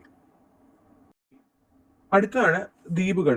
കൊച്ചിയിൽ നിന്ന് അറബിക്കടലിലൂടെയുള്ള ലക്ഷദ്വീപിലേക്കുള്ള ഏകദേശ നീളം എത്രയാണ്? 300 കിലോമീറ്റർ ആണ്. കൊച്ചിയിൽ നിന്ന് അറബിക്കടലിലൂടെ ലക്ഷദ്വീപിലേക്കുള്ള ഏകദേശ നീളം 300 കിലോമീറ്റർ ആണ്. അറബിക്കടലിൽ സ്ഥിതി ചെയ്യുന്ന ദ്വീപ സമൂഹമാണ് ലക്ഷദ്വീപ്. ലഗൂണുകളും മണൽ തീരങ്ങളും പവിഴപ്പൂറ്റുകളും അടങ്ങിയ ദ്വീപ സമൂഹം. ലക്ഷദ്വീപിലെ ദ്വീപുകളുടെ എണ്ണം 36 ദ്വീപുകളാണ് ലക്ഷദ്വീപിലുള്ളത്. ലക്ഷദ്വീപിൽ ജനവാസമുള്ളത് 11 ദ്വീപുകളിലാണ്. ലക്ഷദ്വീപിലെ പ്രധാന ദ്വീപുകളാണ് ബംഗാരം, കടപത്ത്, മിനിക്കോയ്, കവരത്തി, അഗത്തി, ആന്ത്രോത്ത്, കൽപ്പേനി, അമിനി ദ്വീപി, ചെത്ലാത്ത്, ബിത്ര, കിൽത്താൻ. ഇതൊക്കെ ലക്ഷദ്വീപിലെ ജനവാസമുള്ള പ്രധാന ദ്വീപുകളാണ്. 11 ദ്വീപുകളിൽ ജനവാസമുണ്ട്. 36 ദ്വീപുകളാണ് മൊത്തം ഉള്ളത്. ലക്ഷദ്വീപിന്റെ തലസ്ഥാനം ഏതാണ്? കവരത്തിയാണ്. ലക്ഷദ്വീപിലെ പ്രധാന വരുമാനം മത്സ്യബന്ധനവും വിനോദസഞ്ചാരവുമാണ്. അടുത്തത് ആൻഡമാൻ നിക്കോബാർ. ആൻഡമാൻ നിക്കോബാർ എന്ന് പറയുന്നത് ബംഗാൾ ഉൾക്കടലിലാണ്. ആൻഡമാൻ നിക്കോബാർ ദ്വീപില് ഏകദേശം 200 ദ്വീപുകളാണുള്ളത്. നിക്കോബാറിലെ ദ്വീപുകളുടെ എണ്ണം 19. ആൻഡമാനിലെ 200ഉം നിക്കോബാറിലെ 19 ദ്വീപുകളുമാണ് ഉള്ളത്. ഇന്ത്യയിലെ ഏക അഗ്നിപർവ്വതമായിട്ടുള്ള ബാരൻ ദ്വീപ് സ്ഥിതി ചെയ്യുന്നത് ആൻഡമാൻ നിക്കോബാറിലാണ്. ബാരൻ സ്ഥിതി ചെയ്യുന്നത് സ്ഥലം ആൻഡമാനിലാണ് കേട്ടോ, ആൻഡമാനിലാണ്. ഇന്ത്യയിലെ ഏറ്റവും വലിയ ദ്വീപ സമൂഹമാണ് ആൻഡമാൻ നിക്കോബാർ. ആൻഡമാൻ നിക്കോബാർ ദ്വീപ സമൂഹം സ്ഥിതി ചെയ്യുന്ന ബംഗാൾ ഉൾക്കടലാണെന്നറിയാം. ആൻഡമാൻ നിക്കോബാറിന്റെ തലസ്ഥാനമാണ് പോർട്ട് ബ്ലെയർ. ഇന്ത്യയുടെ തെക്കേ അറ്റം എന്ന് പറയുന്നത് ഇന്ദിര പോയിന്റ് ആണ്. ഇന്ത്യയുടെ തെക്കേ അറ്റം എന്താണ്? ഇന്ദിര പോയിന്റ് ആണ്. അത് നിക്കോബാർ ദ്വീപിലാണ്.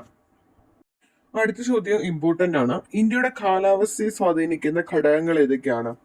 ഭൂപ്രകൃതി എന്താണ്? ഭൂപ്രകൃതി, അതുപോലെ തന്നെ സമുദ്രത്തിന്റെ സാമീപ്യം, സമുദ്രനിരപ്പിൽ നിന്നുള്ള ഉയരം, അക്ഷാംശീയ സ്ഥാനം, ഇതൊക്കെ ഇന്ത്യയുടെ കാലാവസ്ഥയെ സ്വാധീനിക്കുന്ന ഘടകങ്ങളാണ്. അപ്പോൾ ഇന്ത്യയുടെ കാലാവസ്ഥയെ സ്വാധീനിക്കുന്ന ഘടകങ്ങൾ ഏതൊക്കെയാണ്? ഭൂപ്രകൃതി, സമുദ്ര സാമീപ്യം, സമുദ്രത്തിൽ നിന്നുമുള്ള ഉയരം, അക്ഷാംശീയ സ്ഥാനം. ഇന്ത്യയിലെ ഋതുക്കളെയും പൊതുവെ നമുക്ക് 4ആയിട്ട് തിരിക്കാം. ശൈത്യകാലം, ഉഷ്ണകാലം, തെക്ക് പടിഞ്ഞാറൻ മൺസൂൺ, വടക്ക് കിഴക്കൻ മൺസൂൺ എന്നിങ്ങനെ 4ആയിട്ട് തിരിക്കാം. സൂര്യന്റെ ദക്ഷിണായന കാലത്താണ് ഇന്ത്യയിൽ ശൈത്യം അനുഭവപ്പെടുന്നത്. സൂര്യന്റെ ദക്ഷിണായന കാലത്താണ് ഇന്ത്യയിൽ ശൈത്യം അനുഭവപ്പെടുന്നത്. ഡിസംബർ മുതൽ ഫെബ്രുവരി വരെയാണ് ഇന്ത്യയിൽ ശൈത്യകാലം. സൂര്യന്റെ ഉത്തരായന കാലത്താണ് ഇന്ത്യയിൽ വേനൽക്കാലം അനുഭവപ്പെടുന്നത്. അതൊന്ന് പഠിച്ചു വെച്ചേക്കണം. സൂര്യന്റെ ദക്ഷിണായന കാലത്തെ ശൈത്യവും ഡിസംബർ മുതൽ ഫെബ്രുവരി വരെയാണ്. അതുപോലെ സൂര്യന്റെ ഉത്തരായന കാലത്താണ് വേനൽക്കാലം അനുഭവപ്പെടുന്നത്. ഉഷ്ണകാലത്ത് പശ്ചിമ ബംഗാളിൽ അനുഭവപ്പെടുന്ന ഇടിയോടുകൂടിയ മഴയാണ് കാൽബൈശാഖി. പശ്ചിമ ബംഗാളിലാണ് ഉഷ്ണകാലത്ത് കാൽബൈശാഖി ഉണ്ടാകുന്നത്. ഇടിയോടുകൂടിയ മഴയാണ്. ഇന്ത്യയിലെ ഏറ്റവും വലിയ മഴക്കാലം ഏതെന്ന് ചോദിച്ചു കഴിഞ്ഞാൽ തെക്ക് പടിഞ്ഞാറൻ മൺസൂൺ ആണ്. ഇന്ത്യയിൽ തെക്ക് പടിഞ്ഞാറൻ മൺസൂൺ കാലം ജൂൺ മുതൽ സെപ്റ്റംബർ വരെയാണ്. ഓക്കെ. ശൈത്യകാലത്ത് മെഡിറ്ററേനിയൻ കടലിൽ രൂപം കൊള്ളുന്ന ശക്തമായ ന്യൂനമർദ്ദം കിഴക്കോട്ട് നീങ്ങി ഇന്ത്യയിലെത്തുന്ന കാലാവസ്ഥാ പ്രതിഭാസമാണ് പശ്ചിമ അസ്വസ്ഥത അല്ലെങ്കിൽ വെസ്റ്റേൺ ഡിസ്റ്റർബൻസ് എന്ന് പറയുന്നത്. പഞ്ചാബിൽ ശൈത്യകാലത്ത് മഴ പെയ്യുന്നതിന് കാരണം പശ്ചിമ അസ്വസ്ഥതയാണ്. ഓക്കെ, അപ്പം എന്താണ്? ശൈത്യകാലത്ത് മെഡിറ്ററേനിയൻ കടലിൽ രൂപം കൊള്ളുന്ന ശക്തമായ ന്യൂനമർദ്ദം ക്രമേണ കിഴക്കോട്ട് നീങ്ങിയിട്ട് അത് ഇന്ത്യയിൽ എത്തപ്പെടുന്നു. ഇത് ഉത്തര സമതല പ്രദേശങ്ങളിൽ പ്രത്യേകിച്ച് പഞ്ചാബിൽ ശൈത്യകാല മഴയ്ക്ക് കാരണമാകുന്നുണ്ട്. ഈ മഴ ശൈത്യകാല വിളകൾക്ക് ഏറെ പ്രയോജനമാണ്. ഇതിനെയാണ് നമ്മൾ പശ്ചിമ അസ്വസ്ഥത എന്ന് പറയുന്നത്. പഞ്ചാബിൽ ശൈത്യകാല മഴ പെയ്യുന്നതിന് കാരണം പശ്ചിമ അസ്വസ്ഥതയാണ്. പശ്ചിമ അസ്വസ്ഥതയെ ഇന്ത്യയിൽ എത്തിക്കുന്നത് ജെറ്റ് പ്രവാഹങ്ങളാണ്. ട്രോപ്പോസ്ഫിയറിലൂടെയുള്ള അതിശക്തമായിട്ടുള്ള വായു പ്രവാഹത്തെയാണ് ജെറ്റ് പ്രവാഹം എന്ന് പറയുന്നത്. ഓക്കെ, ഓൾറെഡി നമ്മൾ പറഞ്ഞായിരുന്നു സൂര്യന്റെ ഉത്തരായന കാലത്താണ് ഇന്ത്യയിൽ ഉഷ്ണകാലം അനുഭവപ്പെടുന്നത്. ഉഷ്ണകാലത്ത് രാജ്യത്തെ ഏറ്റവും കൂടുതൽ ചൂട് അനുഭവപ്പെടുന്ന സ്ഥലം എന്ന് പറയുന്നത് രാജസ്ഥാന്റെ പടിഞ്ഞാറ് ഭാഗത്തുള്ള ബാമർ പ്രദേശങ്ങളിലാണ്. കാൽബൈശാഖി എന്ന് പറയുന്നത് ഇടിയോടുകൂടിയ മഴയായിരുന്നു അല്ലെ. കാൽബൈശാഖി എന്ന് പറയുന്നത് ഇടിയോടുകൂടിയ ഉഷ്ണകാലത്ത് പശ്ചിമ ബംഗാളിൽ അനുഭവപ്പെടുന്ന ഇടിയോടുകൂടിയ മഴയാണ്. പഞ്ചാബിലാണ് പശ്ചിമ അസ്വസ്ഥത മൂലം എന്തുണ്ടാകുന്നത്? ശൈത്യകാല വിളകൾക്ക് മഴ ലഭിക്കുന്നത് നമ്മൾ പറഞ്ഞു. ഓക്കെ, പശ്ചിമ ബംഗാളിലെ കാൽബൈശാഖി. ഇനി പറയാൻ പോകുന്നത് ഉഷ്ണകാലത്ത് വീശുന്ന ചില പ്രാദേശിക വാദങ്ങളെ പറ്റിയാണ്. ലൂ, മാംഗോ ഷവർ എന്നിവ ഉഷ്ണകാലത്ത് വീശുന്ന പ്രാദേശിക വാദങ്ങളാണ്. കാൽബൈശാഖി ഓൾറെഡി പറഞ്ഞായിരുന്നു അല്ലെ. കാൽബൈശാഖിയുടെ പ്രധാന സവിശേഷത എന്താണെന്നറിയാവോ? അലറുന്ന കാറ്റും ആലിപ്പഴ വീഴ്ചയുമാണ് കാൽബൈശാഖി. അലറുന്ന കാറ്റും ഇടിയോടുകൂടിയ മഴയാന്ന് പറഞ്ഞു പശ്ചിമ ബംഗാൾ അനുഭവപ്പെടുന്ന കാൽബൈശാഖി. അതായത് അലറുന്ന കാറ്റും ആലിപ്പഴ വീഴ്ചയുമാണ് ഇതിന്റെ പ്രത്യേകത. ഓക്കെ ആണല്ലോ. ഇന്ത്യയിലെ ഏറ്റവും ചൂട് അനുഭവപ്പെടുന്നത് രാജസ്ഥാനിലെ ബാമർ പ്രദേശങ്ങളിലാണ്. തെക്ക് പടിഞ്ഞാറൻ മൺസൂണ് കേരളത്തിൽ കാലവർഷം എന്ന് വിളിക്കുന്നു. എന്താണ്? തെക്ക് പടിഞ്ഞാറൻ മൺസൂണിനെ കേരളത്തിൽ എന്താണ് വിളിക്കുന്നത്? കാലവർഷം എന്നാണ് വിളിക്കുന്നത്. ഓക്കെ. ഇന്ത്യയിൽ വടക്ക് കിഴക്കൻ ഇന്ത്യൻ ഉപദ്വീപിന്റെ സവിശേഷ ആകൃതി കാരണം തെക്ക് പടിഞ്ഞാറൻ മൺസൂൺ കാറ്റ് 2 ശാഖകളായിട്ട് പിരിഞ്ഞ് കരയിലേക്ക് പ്രവേശിക്കുന്നു. അതായത് അറബിക്കടൽ ശാഖ, അതുപോലെ തന്നെ ബംഗാൾ ഉൾക്കടൽ ശാഖ. അറബിക്കടൽ ശാഖ നോക്കാം.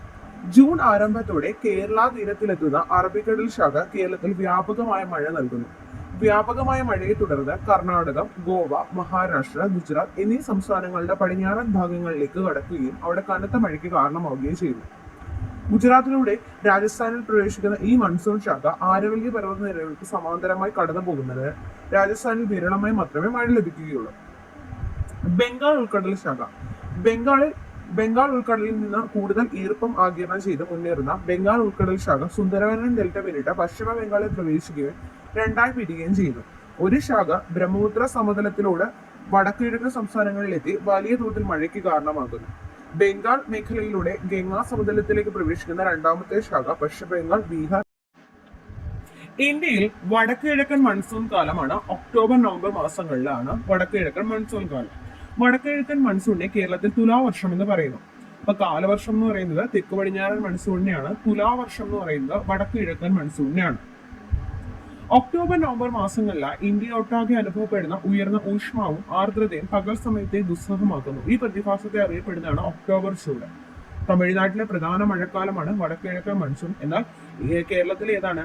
തെക്ക് പടിഞ്ഞാറൻ മൺസൂണാണ്. മൺസൂണിന്റെ പിൻവാങ്ങൽ കാലം എന്ന് വിശേഷിക്കപ്പെടുന്നത് വടക്കു കിഴക്കൻ മൺസൂണിനെയാണ്. 200 സെന്റിമീറ്ററിന് മുകളിൽ മഴ ലഭിക്കുന്ന പ്രദേശങ്ങളാണ് പടിഞ്ഞാറൻ തീരപ്രദേശങ്ങൾ, വടക്കിഴക്കൻ സംസ്ഥാനങ്ങളിലെ ചില പ്രദേശങ്ങൾ തുടങ്ങിയവ. മഴയുടെ വിതരണത്തിനുള്ള അസന്തുലിതാവസ്ഥയ്ക്ക് കാരണം എന്താണ്? ഭൂപ്രകൃതി, അതുപോലെ തന്നെ സമുദ്ര സാമീപ്യം, സമുദ്രത്തിൽ നിന്നുള്ള അകലം, പർവ്വതനിരകളുടെ സ്ഥാനം, കാറ്റിന്റെ ദിശ തുടങ്ങിയവയാണ്. ഓക്കെ, ഇനി നമ്മൾ നോക്കാൻ പോകുന്ന അടുത്ത ചാപ്റ്ററാണ് ചാപ്റ്റർ 8, ഇന്ത്യ സാമ്പത്തിക ഭൂമിശാസ്ത്രം. ഇന്ത്യ സാമ്പത്തിക ഭൂമിശാസ്ത്രം. കൃഷി ചെയ്യുന്ന കാലത്തിന്റെ അടിസ്ഥാനത്തിൽ ഇന്ത്യയിലുള്ള 3 കാർഷിക കാലങ്ങളാണ് ഖാരിഫ്, റാബി, സെയ്ദ്. ഒന്നാമത്തെ കാർഷിക കാലമാണ് ഖാരിഫ്. ഇത് ഈ ഒരു പോർഷനിൽ നിന്ന് ഫസ്റ്റ് സ്റ്റേജ് പ്രിലിംസിന് ഒരു ക്വസ്റ്റ്യൻ വന്നിരുന്നു. ഓക്കെ, അതുകൊണ്ട് തന്നെ എല്ലാവരും ശ്രദ്ധിച്ച് പഠിക്കുക. കാർഷിക കാലങ്ങള് ഖാരിഫ്. ഖാരിഫ് എന്ന് പറയുമ്പോൾ അതിന്റെ വിളയിറക്കൽ കാലം, വിളവെടുപ്പ് കാലം പഠിച്ചിരിക്കണം. അതായിരുന്നു ചോദിച്ചത്. ഖാരിഫിന്റെ ജൂണിലാണ് വിളവിറക്കൽ കാലം, വിളവെടുപ്പ് കാലം എന്ന് പറയുന്നത് നവംബറിലാണ്. ഓക്കെ, വിളയിറക്കൽ കാലം ജൂണില്, വിളവെടുപ്പ് കാലം നവംബറിലാണ് ഖാരിഫ്. ഓക്കെ, മൺസൂണിന്റെ ആരംഭം മുതൽ മൺസൂണിന്റെ അവസാനം വരെയാണ്. പ്രധാന വിളകൾ എന്ന് പറയുന്നത് നെല്ല്, ചോളം, പരുത്തി, തിനവിളകൾ, ചണം, കരിമ്പ്, നിലക്കടല. പ്രധാന വിളകൾ ഏതൊക്കെയാണ്? നെല്ല്, ചോളം, പരുത്തി, തിനവിളകൾ, ചണം, കരിമ്പ്, നിലക്കടല.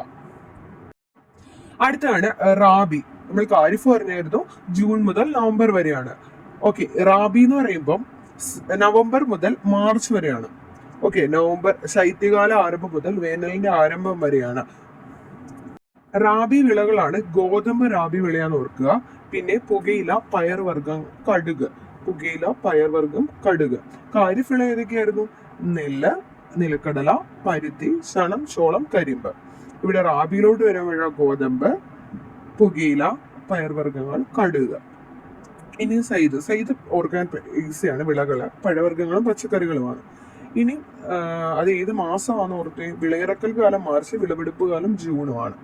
വേനലിന്റെ ആരംഭം മുതൽ മൺസൂണിന്റെ ആരംഭം. മൺസൂണിന്റെ ആരംഭത്തിൽ തുടങ്ങി മൺസൂണിന്റെ ആരംഭത്തിൽ വന്ന് തീർന്നു. അങ്ങനെ ഓർത്ത് വെച്ചാണ് കണക്ട് ചെയ്യാൻ. ഖാരിഫ് മൺസൂണിന്റെ ആരംഭം മുതൽ മൺസൂണിന്റെ അവസാനം വരെ. അടുത്തത്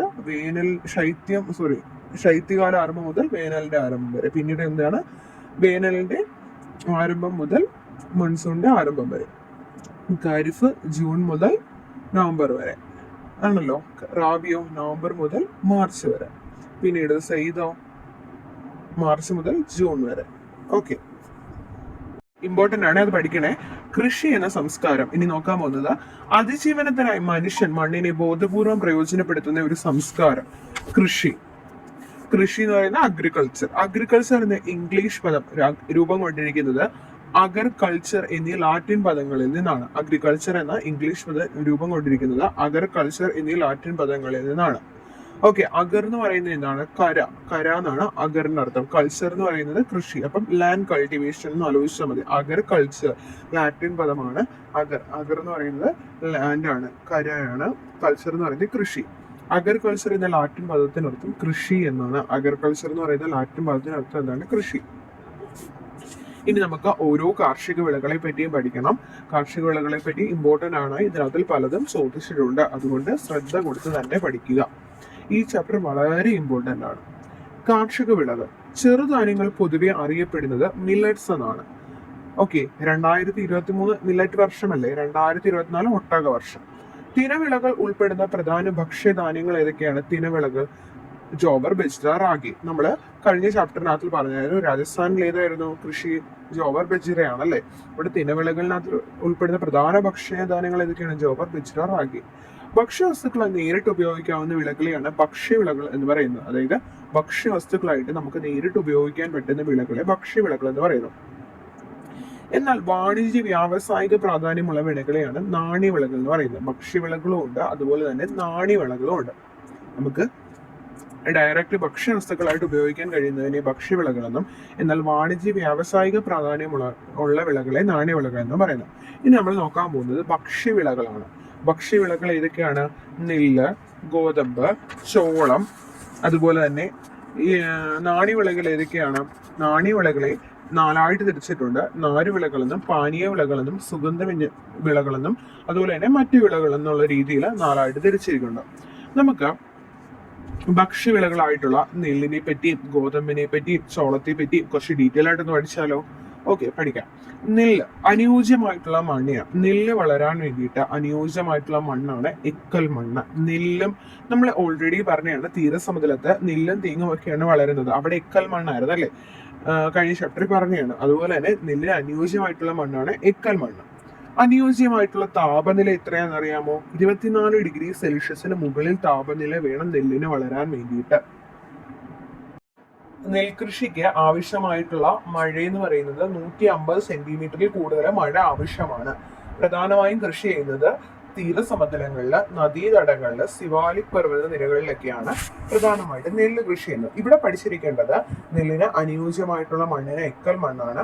അനുയോജ്യമായിട്ടുള്ള താപനില 24 ഡിഗ്രി സെൽഷ്യസിന് മുകളിലാണ്. ആവശ്യമായിട്ടുള്ള മഴയുടെ അളവ് 150 സെന്റിമീറ്ററിൽ കൂടുതലാണ്. ഇപ്പോഴത്തെ കണക്കനുസരിച്ച് ഏറ്റവും കൂടുതൽ നെല്ല് ഉൽപ്പാദിപ്പിക്കുന്ന എവിടെയാണ്? പശ്ചിമ ബംഗാളിലാണ്, വെസ്റ്റ് ബംഗാളിലാണ് അല്ലെ. എന്നാൽ രാജ്യത്ത് ഏറ്റവും കൂടുതൽ നെല്ല് ഉൽപ്പാദിപ്പിക്കുന്നത് ചൈനയാണ്. 2ാം സ്ഥാനം ഇന്ത്യക്കാണ്. അടുത്ത പഠിക്കാൻ പോകുന്ന ഭക്ഷ്യവിളയാണ് ഗോതമ്പ്. ഗോതമ്പിന് അനുയോജ്യമായിട്ടുള്ള മണ്ണിനം എന്ന് പറയുന്നത് ഇവിടെയും എക്കൽ മണ്ണാണ്. എന്നാൽ നീർവാഴ്ചയുള്ള എക്കൽ മണ്ണാണ്. നീർവാഴ്ചയുള്ള എക്കൽ മണ്ണ്. അനുയോജ്യമായിട്ടുള്ള താപനില എന്ന് പറയുന്നത് 10 ഡിഗ്രി സെൽഷ്യസ് മുതൽ 26 ഡിഗ്രി സെൽഷ്യസ് വരെയാണ്. അപ്പം അനുയോജ്യമായിട്ടുള്ള മണ്ണ്, നീർവാഴ്ചയുള്ള എക്കൽ മണ്ണ്, 10 ഡിഗ്രി മുതൽ 26 ഡിഗ്രി സെൽഷ്യസ് വരെയാണ് താപനില വേണ്ടത്. മഴ 75 സെന്റിമീറ്റർ ആണ്. ഗോതമ്പ് ഒരു ശൈത്യകാല വിളയാണ്. ഓക്കെ, ഗോതമ്പ് ഒരു ശൈത്യകാല വിളയാണ്. ഇന്ത്യയിൽ ഭക്ഷ്യവിളകളിൽ 2ാം സ്ഥാനം എന്ന് പറയുന്നത് ഗോതമ്പിനാണ്. ഏറ്റവും കൂടുതൽ ഉൽപ്പാദിപ്പിക്കുന്ന നെല്ലാണ്. 2ാം സ്ഥാനം ഇന്ത്യയിൽ ഉൽപ്പാദിപ്പിക്കുന്നത് ഗോതമ്പിനാണ്. ഓക്കെ, ഏറ്റവും കൂടുതൽ ഗോതമ്പ് ഉൽപ്പാദിപ്പിക്കുന്ന സംസ്ഥാനം ഏതാണ്? ഉത്തർപ്രദേശ് ആണ് ഏറ്റവും കൂടുതൽ ഗോതമ്പ് ഉൽപ്പാദിപ്പിക്കുന്നത്. ഓക്കെ, ഇനി നെല്ലും ഗോതമ്പും കൂടെ ഒന്ന് കമ്പയർ ചെയ്ത് പഠിച്ചേ. നെല്ലിന് അനുയോജ്യമായിട്ടുള്ള താപനില 24 ഡിഗ്രി സെൽഷ്യസിന് മുകളിലാണ്. ഗോതമ്പിന് 10 മുതൽ 26 വരെ. 150 സെന്റിമീറ്ററിന് മുകളിൽ മഴ വേണം നെല്ലിന്. ഗോതമ്പിന് 75 സെന്റിമീറ്റർ ആണ്. എക്കൽ മണ്ണാണ് നെല്ലിന് വേണ്ടത്. നിർവാഴ്ചയുള്ള എക്കൽ മണ്ണാണ് ഗോതമ്പിന് ആവശ്യം. ഏറ്റവും കൂടുതൽ നെല്ല് ഉൽപ്പാദിപ്പിക്കുന്നത്, ഇന്ത്യൻ സംസ്ഥാനത്ത് ഏറ്റവും കൂടുതൽ നെല്ല് ഉൽപ്പാദിപ്പിക്കുന്നത് എവിടെയാണ്? വെസ്റ്റ് ബംഗാളിലാണ്, പശ്ചിമ ബംഗാളിലാണ്. ഗോതമ്പ് ഉത്തർപ്രദേശിലാണ്. ഓക്കെ, 1ാം സ്ഥാനം ഇന്ത്യയിലെ ഏറ്റവും കൂടുതൽ ഉൽപ്പാദിപ്പിക്കുന്ന 1ാം സ്ഥാനം നെല്ലിന്, 2ാം സ്ഥാനം ഗോതമ്പ് ആണ്. ഗോതമ്പ് ഒരു ശൈത്യകാല വിളയാണ്. അടുത്തത് ചോളമാണ്. ഭക്ഷ്യവിളകളിൽ ചോളത്തിന്റെ സ്ഥാനം 3ാം സ്ഥാനത്താണ്. ഏറ്റവും കൂടുതൽ നെല്ലാണ്, 2ാമത് ഗോതമ്പാണ്, 3ാമത് എന്താണ്? ചോളമാണ്. ചോളം കൃഷി ചെയ്ത കാലങ്ങൾ ശൈത്യകാലത്തും ഉഷ്ണകാലത്തും ചോളം കൃഷി ചെയ്യും. സീമാസ് ഗോതമ്പിന്റെ പോലെ തന്നെ വർഷപാതമാണ്. ശരാശരി വാർഷിക വർഷപാതം 75 സെന്റിമീറ്റർ ആണ്. അനുയോജ്യമായിട്ടുള്ള മണ്ണെന്ന് പറയുന്നത് നീർവാഴ്ചയുള്ള ഫലഭൂഷ്ടമായിട്ടുള്ള മണ്ണാണ് വേണ്ടത്. ഓക്കെ, ചോളം കൃഷി ചെയ്യുന്ന പ്രധാന സംസ്ഥാനങ്ങളാണ് കർണാടകത്തില്, രാജസ്ഥാനില്, ഉത്തർപ്രദേശില്, മധ്യപ്രദേശിലും ഒക്കെ. ഇന്ത്യയിലെ ഭക്ഷ്യവിളകളിൽ ഉൾപ്പെടുന്ന മറ്റു വിളകളാണ് ബാർലി, തിനവിളകൾ, പയറുവർഗ്ഗങ്ങളൊക്കെ. ഇന്ത്യയിലെ ഏറ്റവും കൂടുതൽ ചോളം ഉൽപ്പാദിപ്പിക്കുന്നത് കർണാടകയിലാണ്. ഇനി നമ്മൾ നോക്കാൻ പോകുന്നത് നാണ്യവിളകളാണ്. നാണ്യവിളകൾ പ്രധാനമായിട്ടും 4 വിധമാണ്. നാരുവിളകളെന്നും, പാനീയ വിളകളെന്നും, സുഗന്ധ വ്യഞ്ജനങ്ങളെന്നും, മറ്റു വിളകൾ എന്നിങ്ങനെ 4 രീതിയിലാണ് നാണ്യവിളകൾ തിരിച്ചിരിക്കുന്നത്. ഓക്കെ, നാണ്യവിളകൾ പ്രധാനമായിട്ടും 4 രീതിയിലാണ്.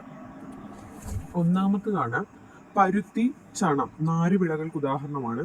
ഇനി നമ്മൾ ഈ ചാപ്റ്ററിലെ കുറച്ച് ഇമ്പോർട്ടൻ്റ് ആയിട്ടുള്ള കാര്യങ്ങൾ നമുക്ക് ആദ്യം നോക്കാം.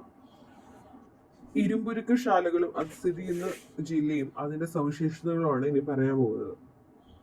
ആദ്യത്തെയാണ് ടാറ്റ ഇരുമ്പുരുക്ക് കമ്പനി ടിസ്കോ. ടാറ്റ ഇരുമ്പുരുക്ക് കമ്പനി ടിസ്കോ ജംഷഡ്പൂരിലാണ് അത് സ്ഥിതി ചെയ്യുന്ന എവിടെയാണ്? ജംഷഡ്പൂർ, ജാർഖണ്ഡിലെ ജംഷഡ്പൂരിലാണ് ടാറ്റ ഇരുമ്പുരുക്ക് കമ്പനി സ്ഥിതി ചെയ്യുന്നത്. ഇതിന്റെ പ്രത്യേകത എന്ന് പറയുന്നത് ഏറ്റവും വലിയ സ്വകാര്യ മേഖല ഇരുമ്പുരുക്ക് വ്യവസായശാലയാണ്. ചോദ്യം ഇങ്ങനെ വരാം, ഏറ്റവും വലിയ സ്വകാര്യ മേഖല ഇരുമ്പുരുക്ക് വ്യവസായശാല സ്വകാര്യ മേഖലയിലെയാണ് ടാറ്റ ഇരുമ്പുരുക്ക് കമ്പനി. ഓക്കെ, അപ്പൊ ടാറ്റ ഇരുമ്പുരുക്ക് കമ്പനി ഏറ്റവും വലിയ സ്വകാര്യ മേഖല ഇരുമ്പുരുക്ക് വ്യവസായശാലയാണ് ജാർഖണ്ഡിലെ ജംഷഡ്പൂരിലാണ്. അടുത്തയാണ് Indian iron and steel company. എന്താണ് Indian iron and steel company എന്ന് പറയുന്നത്? എവിടെയാണ്? കുൾട്ടി, ബർണാപൂർ, ഹിരാപൂർ എന്നിവിടങ്ങളിലാണ്. പശ്ചിമ ബംഗാളിലാണ്. കുൾട്ടി, ബർണാപൂർ, ഹിരാപൂരിലാണ്. ഓക്കെ, അത് പഠിച്ചിരിക്കണേ. ഓക്കെ, പൊതുമേഖലയിലെ ആദ്യത്തെ ഇരുമ്പുരുക്ക് വ്യവസായശാലയാണ്. ഇതും ചോദിച്ചിട്ടുണ്ട്. പൊതുമേഖലയിലെ ആദ്യത്തെ ഇരുമ്പുരുക്ക് വ്യവസായശാല ഏതാണ്? ഇന്ത്യൻ അയൺ ആൻഡ് സ്റ്റീൽ കമ്പനിയാണ്. ഇന്ത്യൻ അയൺ ആൻഡ് സ്റ്റീൽ കമ്പനിയാണ്. അപ്പൊ ടാറ്റ ഇരുമ്പുരുക്ക് കമ്പനി എവിടെയാണ്? ജംഷഡ്പൂരിലാണ് അല്ലെ. ടാറ്റ ഇരുമ്പുരുക്ക് കമ്പനി എവിടെയാണ്? ജാർഖണ്ഡ്, ജംഷഡ്പൂരിലാണ്. സ്വകാര്യ മേഖലയിലെ ഏറ്റവും വലിയ ഇരുമ്പുരുക്ക് കമ്പനിയാണ്. എന്നാൽ പൊതുമേഖലയിലെ ആദ്യത്തെ ഇരുമ്പുരുക്ക് വ്യവസായശാല ഏതാണ്? ഇന്ത്യൻ അയൺ ആൻഡ് സ്റ്റീൽ കമ്പനിയാണ്. ഇന്ത്യൻ അയൺ ആൻഡ് സ്റ്റീൽ കമ്പനിയാണ്. കുൾട്ടി, ബർണാപൂർ, ഹിരാപൂർ പശ്ചിമ ബംഗാളിലാണ്. ഓക്കെ, അടുത്തത് ദക്ഷിണേന്ത്യയിലെ ആദ്യത്തെ ഇരുമ്പുരുക്ക് വ്യവസായശാലയാണ്. അതാണ് ദക്ഷിണേന്ത്യയിലെ ആദ്യത്തെ ഇരുമ്പുരുക്ക് വ്യവസായശാല. അത് Visvesvaraya iron and steel works limited ആണ്. Visvesvaraya iron and steel works limited ആണ്. Visvesvaraya iron and steel works limited ആണ് ദക്ഷിണേന്ത്യയിലെ ആദ്യത്തെ ഇരുമ്പുരുക്ക് ശാല. അത് ഭദ്രാവതി, കർണാടകത്തിലാണ്. ഓക്കെ, ഇനി നമ്മൾ നോക്കാൻ പോകുന്നത് 1959 റഷ്യയുടെ സാങ്കേതിക സഹായത്തോടെ സ്ഥാപിച്ചതാണ് ബിലായി സ്റ്റീൽ പ്ലാന്റ്. എന്താണ്? 1959 റഷ്യയുടെ സാങ്കേതിക സഹായത്തോടു കൂടി സ്ഥാപിച്ചാണ് ബിലായി. എവിടെയാണ് സ്ഥലം? ദുർഗ്. തിരിച്ച ചോദ്യം വന്നിട്ടുണ്ട്. ദുർഗ് ഉത്തരം വരുന്ന രീതിയിലും ചോദ്യം വന്നിട്ടുണ്ട്. 1959 റഷ്യയുടെ സാങ്കേതിക സഹായത്തോടെ സ്ഥാപിച്ച സ്റ്റീൽ പ്ലാന്റ് എവിടെയാണ്? ഏതാണ്? ദുർഗിലെയാണ്. ദുർഗ് ഛത്തീസ്ഗഡിലാണ് കേട്ടോ. ദുർഗ് ഛത്തീസ്ഗഡിലാണ്. അടുത്തത് 1959 ജർമ്മനിയുടെ സാങ്കേതിക സഹായത്തോടു കൂടിയാണ് റൂർക്കേല സ്റ്റീൽ പ്ലാന്റ്. അപ്പം ഈ ജർമ്മൻ ഷെപ്പേർഡ് ഒക്കെ അല്ലേ റൂർ എന്നൊക്കെ പറഞ്ഞിരിക്കുന്നത് മുരളുന്നത്. അപ്പം അങ്ങനെ ഓർത്താൽ മതി. 1959 ജർമ്മനിയുടെ സഹായത്തോടെ സ്ഥാപിച്ചതാണ് റൂർക്കേല സ്റ്റീൽ പ്ലാന്റ് ആണ്. റൂർക്കേല സ്റ്റീൽ പ്ലാന്റ് എവിടെയാണ് സ്ഥിതി ചെയ്യുന്നത്? സുന്ദർഗഡ്, ഒഡീഷയിലെ സുന്ദർഗഡിലാണ്. ഓക്കെ, അടുത്തത് ആ പേരിന്റെ അതേപോലെ തന്നെയുള്ള ഇരുമ്പുരുക്ക് ശാലകളാണ്. സ്ഥലത്തിന്റെ പോലെ തന്നെ ദുർഗാപൂർ എന്ന് പറയുന്ന സ്ഥലത്തുള്ളതാണ് ദുർഗാപൂർ സ്റ്റീൽ പ്ലാന്റ്. പശ്ചിമ ബംഗാളിലാണ് ദുർഗാപൂർ. അത് എന്തിന്റെ സഹായത്തോടു കൂടിയാണ്? UK സഹായത്തോടു കൂടി 1962 പ്രവർത്തനം ആരംഭിക്കുന്നത്. 1959 രണ്ടെണ്ണമുണ്ട്. അത് ഭിലായും റൂർക്കേല. ഭിലായ് ഛത്തീസ്ഗഡ്, ദുർഗാണ്. അതുപോലെ തന്നെ റൂർക്കേല ഒഡീഷ, സുന്ദർഗഡ് ജർമ്മനിയുടെ സഹായത്തോടു കൂടിയാണ്. ഭിലായി റഷ്യയുടെ സഹായത്തോടെ. എന്നാൽ ദുർഗാപൂർ എന്ന് പറയുന്നത് UK സഹായത്തോടു കൂടിയാണ്.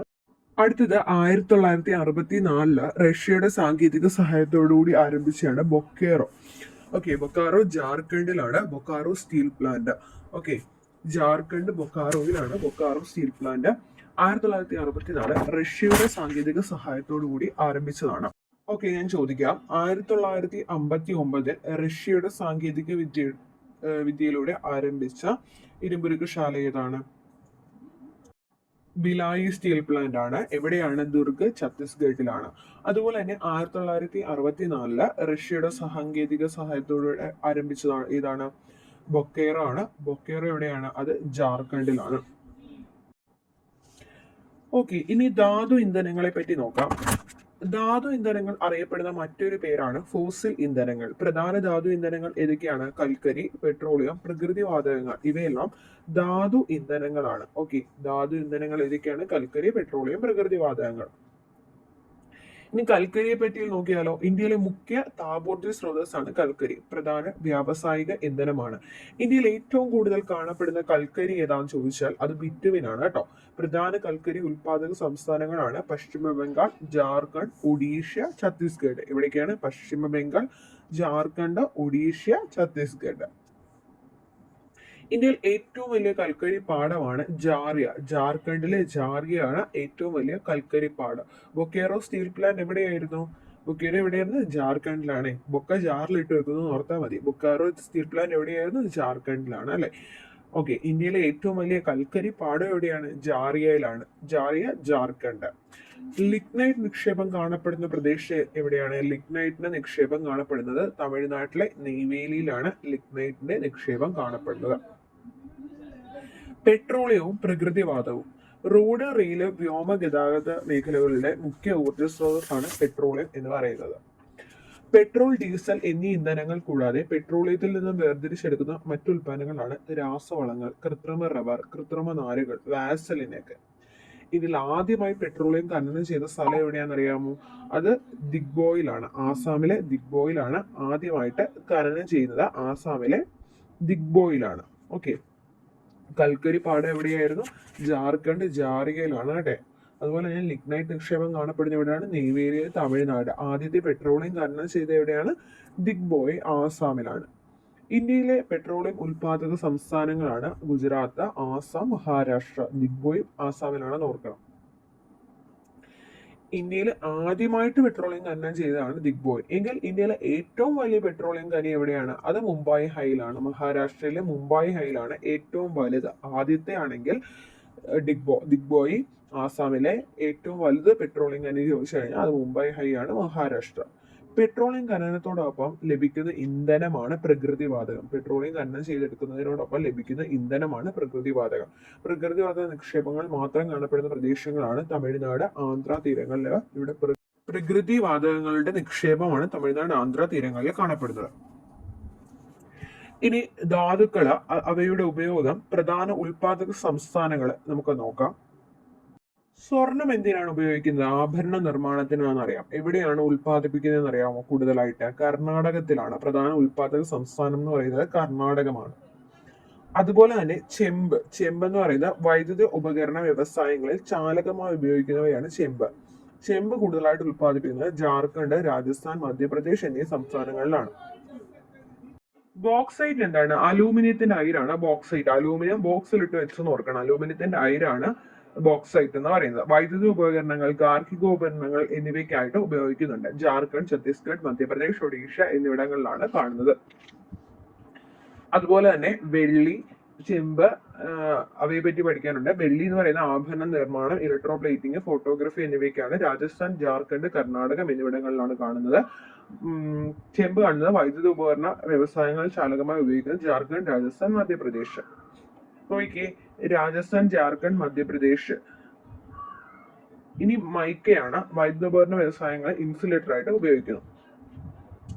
ആണവധാതുക്കൾ. പ്രധാന ആണവധാതുക്കൾ ഏതൊക്കെയാണ്? യുറേനിയം, അതുപോലെ തന്നെ തോറിയം എന്നിവയാണ് പ്രധാന ആണവധാതുക്കൾ. Uranium, thorium. ഇന്ത്യയിലെ പ്രധാന യുറേനിയം നിക്ഷേപ സംസ്ഥാനങ്ങളാണ് Jharkhand, Rajasthan, Maharashtra. Okay, uranium, thorium എന്നിവയാണ് ആണവധാതുക്കൾ എന്ന് പറയുന്നു. ഈ തോറിയത്തിന്റെ അയിരുകൾ ഏതൊക്കെയാണെന്ന് അറിയാമോ? മോണോസൈറ്റും ഇലുമിനേറ്റുമാണ് തോറിയത്തിന്റെ അയിരുകൾ. മോണോസൈറ്റും ഇലുമിനേറ്റുമാണ് തോറിയത്തിന്റെ അയിരുകൾ. ഏതൊക്കെയാണ്? Monocyte, illuminate. ഇന്ത്യയിൽ മോണോസൈറ്റ്, ഇലുമിനേറ്റ് നിക്ഷേപം കാണപ്പെടുന്ന പ്രധാന സംസ്ഥാനങ്ങളാണ് കേരളം, തമിഴ്നാട്. കേരളം, തമിഴ്നാട് എന്നീ സംസ്ഥാനങ്ങളിലാണ് മോണോസൈറ്റ്, ഇലുമിനേറ്റ് എന്നീ അയിരുകൾ കാണപ്പെടുന്നത്. ഓക്കെ, അപ്പം തോറിയത്തിന്റെ പ്രധാന അയിരുകളാണ് മോണോസൈറ്റ്, ഇലുമിനേറ്റ്. കാണപ്പെടുന്നത് കേരളം, തമിഴ്നാട് എന്നീ പ്രദേശങ്ങളിലാണ്. ഇന്ത്യയിലെ പ്രധാന ആണവോർജ്ജ നിലയങ്ങളും അതെവിടെയാണ് സ്ഥിതി ചെയ്യുന്നു എന്നുള്ളതുമാണ്. ഇനി കാക്രപ്പാറ എവിടെയാണ്? ഗുജറാത്തിലാണ് കാക്രപ്പാറ. കാക്രപ്പാറ എവിടെയാണ്? ഗുജറാത്തിലാണ്. എന്നാൽ കൈഗ എവിടെയാണ്? കർണാടകത്താണ്. കൽപ്പാകം, കൂടംകുളം എവിടെയാണ്? തമിഴ്നാട്ടിലാണ്. താരപ്പൂർ എവിടെയാണ്? മഹാരാഷ്ട്രയിലാണ്. റാവത്ത്പേട്ട എവിടെയാണ്? രാജസ്ഥാനിലാണ്. നറോറ എവിടെയാണ്? ഉത്തർപ്രദേശിലാണ്. ഓക്കെ, ഒന്നുകൂടെ നോക്കാം. മഹാരാഷ്ട്രയിലുള്ളത് ഏതാണ്? താരപ്പൂർ. രാജസ്ഥാനില് റാവത്ത്പേട്ട. തമിഴ്നാട്ടിൽ കൽപ്പകവും കൂടംകുളവും. കർണാടകത്തില് കൈക. ഗുജറാത്തില് കാഗ്രപ്പാറ. നറോറ, ഉത്തർപ്രദേശ്. ഊർജ്ജ സ്രോതസ്സുകൾ ഇമ്പോർട്ടന്റ് ആയിട്ടുള്ള ഒരു കാര്യമാണ്. പാരമ്പര്യ ഊർജ്ജ സ്രോതസ്സും പാരമ്പര്യേതര ഊർജ്ജ സ്രോതസ്സും. ഇങ്ങനെ ഓർത്താൽ മതി. പാരമ്പര്യം നഷ്ടപ്പെട്ടു കഴിഞ്ഞാൽ പിന്നെ അത് പുനഃസ്ഥാപിക്കാൻ പറ്റത്തില്ല. പാരമ്പര്യം അതാണ് പുനഃസ്ഥാപിക്കാൻ കഴിയാത്ത ഊർജ്ജ സ്രോതസ്. കണക്ട് ചെയ്ത് പഠിക്കണേ. കൽക്കരി, പെട്രോളിയം ഒക്കെ പാരമ്പര്യമാണ്. എന്നാൽ പാരമ്പര്യേതരം എന്ന് പറയുമ്പോൾ എന്താ? പുനഃസ്ഥാപന ശേഷിയുള്ളതും ചെലവ് കുറഞ്ഞതും പരിസ്ഥിതി പ്രശ്നങ്ങൾ ഉണ്ടാക്കാത്തതുമായിട്ടുള്ള ഊർജ്ജ സ്രോതസ്സുകളാണ്. ഉദാഹരണം സൗരോർജ്ജം, കാറ്റിൽ നിന്നുള്ള ഊർജ്ജം, തിരമാലയിൽ നിന്നുള്ള ഊർജ്ജം, വേലിയോർജ്ജം, ജൈവവാതകം. ഇതൊക്കെ പാരമ്പര്യേതരമാണ്. ഓക്കെ. റോഡുമായിട്ട് ബന്ധപ്പെട്ട് പറയുകയാണെങ്കിൽ ഗ്രാമീണ റോഡുകളുടെ നിർമ്മാണവും പരിപാലനവും നിർവഹിക്കുന്നത് തദ്ദേശ സ്വയംഭരണ സ്ഥാപനങ്ങളാണ്. ജില്ലയിലോട്ട് വരുമ്പോൾ ജില്ലാ പഞ്ചായത്തും, സംസ്ഥാന ഹൈവേകളുടെ സംസ്ഥാന സർക്കാരും, അതുപോലെ തന്നെ ദേശീയപാതകളുടെ കേന്ദ്ര സർക്കാരുമാണ്. ഇന്ത്യയിൽ ആകെ റോഡ് ദൈർഘ്യത്തിന്റെ 80% എന്ന് പറയുന്നത് ഗ്രാമീണ റോഡുകളാണ്. തദ്ദേശ സ്വയംഭരണ സ്ഥാപനങ്ങളാണ് ഇതിന്റെ നിർമ്മാണം. ഇന്ത്യയിലെ മെഗാ നഗരങ്ങളായിട്ടുള്ള ഡൽഹി, മുംബൈ, ചൈന, കൊൽക്കത്ത എന്നിവിടങ്ങളെ തമ്മിൽ ബന്ധിപ്പിക്കുന്ന 6 വരി പാതകളെ സൂപ്പർ ഹൈവേകൾ, ഈ 6 സൂപ്പർ ഹൈവേകളോട് ചേർത്ത് സുവർണ ചതുഷ്കോണം സൂപ്പർ ഹൈവേ എന്നാണ് വിളിക്കുന്നത്. ഏതൊക്കെ നഗരങ്ങളെയാണ് ബന്ധിപ്പിക്കുന്നത്? ഡൽഹി, മുംബൈ, ചെന്നൈ, കൊൽക്കത്ത. ഈ സുവർണ ചതുഷ്കോണം സൂപ്പർ ഹൈവേയുടെ ചുമതല വഹിക്കുന്നത് നാഷണൽ ഹൈവേ അതോറിറ്റിയാണ് കേട്ടോ. നാഷണൽ ഹൈവേ അതോറിറ്റിയാണ്. ഈ റെയിൽ ഗതാഗതത്തെ പറ്റി പറഞ്ഞു കഴിഞ്ഞാൽ ഏഷ്യയിലെ ഏറ്റവും വലിയ റെയിൽ ശൃംഖലയുള്ള രാജ്യമാണ് ചൈനയിലാണ്. ഇന്ത്യയിൽ റെയിൽ ഗതാഗതം ആരംഭിച്ചതെന്നാണ് 1853 ബോംബെ ടു താനെയാണ്. ഇന്ത്യയിലെ ആദ്യ റെയിൽവേ ലൈനിന്റെ നീളം 34 കിലോമീറ്ററേ ഉള്ളായിരുന്നു. ഭരണ നിർവഹണത്തിന് ഇന്ത്യൻ റെയിൽവേ വ്യവസ്ഥയെ 18 മേഖലകളായി തിരിച്ചിരുന്നു. ഇന്ത്യയിലെ 18ാമത്തെ റെയിൽവേ സോണാണ് south coast railway, Visakhapatnam. Keralam ഉൾപ്പെടുന്ന റെയിൽവേ സോണാണ് സദേൺ റെയിൽവേ. സദേൺ റെയിൽവേയുടെ ആസ്ഥാനം ചെന്നൈയാണ്. കേരളത്തിലെ ഏക മെട്രോ റെയിൽവേ പദ്ധതിയാണ് കൊച്ചി മെട്രോ. കൊങ്കൺ റെയിൽവേ നിലവിൽ വന്ന വർഷം 1998. കൊങ്കൺ റെയിൽവേ ബന്ധിപ്പിക്കുന്ന സ്ഥലങ്ങൾ മഹാരാഷ്ട്രയിലെ റോഹ മുതൽ കർണാടകയിലെ മംഗലാപുരം വരെയാണ്. മഹാരാഷ്ട്രയിലെ റോഹ മുതൽ കർണാടകയിലെ മംഗലാപുരം വരെ. കൊങ്കൺ റെയിൽവേയുടെ നീളം 760 കിലോമീറ്റർ ആണ്. കൊങ്കൺ പാതയിൽ ഏകദേശം 2000 പാലങ്ങളും 91 തുരങ്കങ്ങളുമുണ്ട്. ഏഷ്യയിലെ ഏറ്റവും വലിയ റെയിൽവേ തുരങ്കം സ്ഥിതി ചെയ്യുന്നത് കൊങ്കൺ റെയിൽവേയിലാണ്. 6.5 കിലോമീറ്റർ ആണ് തുരങ്കത്തിന്റെ ദൈർഘ്യം. കൊങ്കൺ റെയിൽവേ സംരംഭത്തിൽ ഉൾപ്പെട്ട സംസ്ഥാനങ്ങളാണ് കർണാടക, ഗോവ, മഹാരാഷ്ട്ര. വിവിധ റെയിൽവേ പാതകൾ നോക്കാം. റെയിൽ ഗേജ്, ബ്രോഡ് ഗേജ് ഉണ്ട്, മീറ്റർ ഗേജ് ഉണ്ട്, നാരോ ഗേജ് ഉണ്ട്. ബ്രോഡ് ഗേജ് എന്ന് പറയുമ്പോൾ പാളങ്ങൾ തമ്മിലുള്ള അകലം 1.676 മീറ്റർ ആയിരിക്കും. ഇന്ത്യയിലെ ആനുപാതിക ദൈർഘ്യം 74%. മീറ്റർ ഗേജ് എന്ന് പറയുമ്പോൾ 1 മീറ്റർ ആയിരിക്കും. ഇന്ത്യയിലെ ആനുപാതിക ദൈർഘ്യം 21% ആണ്. നാരോ ഗേജ് എന്ന് പറയുമ്പോൾ 1ൽ കുറവായിരിക്കും. 0.762 മീറ്റർ മുതൽ 0.610 മീറ്റർ ഇവയാണ് 5% ആണ് ഇന്ത്യയിലെ ആനുപാതിക ദൈർഘ്യം. ഓക്കെ. ജലഗതാഗതം ഏറ്റവും ചെലവ് കുറഞ്ഞ ഗതാഗത മാർഗമാണ് ജലഗതാഗതം. ജലഗതാഗതം പൊതുവെ രണ്ടാണ്: ഉൾനാടനും സമുദ്ര ജലഗതാഗതവും. നദികൾ, കായലുകൾ, കനാലുകൾ തുടങ്ങിയ ജലാശയങ്ങളെയാണ് ഉൾനാടൻ ജലഗതാഗതത്തിന് ഉപയോഗിക്കുന്നത്. ഇന്ത്യയിൽ വൻതോതിൽ ഉൾനാടൻ ജലഗതാഗതത്തെ ആശ്രയിക്കുന്ന മേഖലയാണ് ഗംഗാ, ബ്രഹ്മപുത്ര നദികളും അവയുടെ പോഷക നദികളും, ഗോദാവരി, കൃഷ്ണ നദികളും പോഷക നദികളും, ആന്ധ്ര, തമിഴ്നാട് പ്രദേശത്തെ ബെക്കിംഗ്ഹാം കനാല്, ഗോവയിലെ മണ്ടോവി, സുവാരി നദികൾ, കേരളത്തിലെ കായലുകൾ. ഉൾനാടൻ ജലഗതാഗത അതോറിറ്റി രൂപം കൊണ്ട വർഷമാണ് 1986, 1986. ജലഗതാഗത അതോറിറ്റി എന്നാണ് 1986. 6 എന്നൊക്കെ പറയുമ്പോൾ ഒരു വെള്ളവുമായിട്ട് ബന്ധപ്പെട്ടത്. അപ്പൊ 6ലാണ് അവസാനിക്കുന്നത് ഓർക്കണേ. 1986. ഉൾനാടൻ ജലഗതാഗത അതോറിറ്റി രൂപം കൊണ്ട ശേഷം ഇന്ത്യയിൽ 5 ജലപാതകളെ ദേശീയ ജലപാതകളായി പ്രഖ്യാപിച്ചു. ദേശീയ ജലഗതാഗത നിയമത്തിന് രാഷ്ട്രപതിയുടെ അംഗീകാരം ലഭിച്ച എന്നാണ് 2016 മാർച്ച് 25. 2016 മാർച്ച് 25 ദേശീയ ജലഗതാഗത നിയമത്തിന് രാഷ്ട്രപതിയുടെ അംഗീകാരം ലഭിച്ചത്. ഈ നിയമപ്രകാരം നിലവിൽ ഇന്ത്യയിലെ ആകെ ദേശീയ ജലപാതകളുടെ എണ്ണം എത്രയാണ്? 111 കേട്ടോ. ഇത് അടുത്തതിനും പറയാൻ പോകുന്നത് ഉറപ്പായിട്ടും പഠിച്ചിരിക്കേണ്ടതാണ്. ദേശീയ ജലപാത 1 NW1 എവിടെയാ? അലഹബാദ് മുതൽ ഹാൽഡിയ വരെയാണ്. ഗംഗാ നദിയിലാണ് കേട്ടോ. ഗംഗാ നദിയിലാണ്. അലഹബാദ് മുതൽ ഹാൽഡിയ വരെ 1620 കിലോമീറ്റർ ആണ്.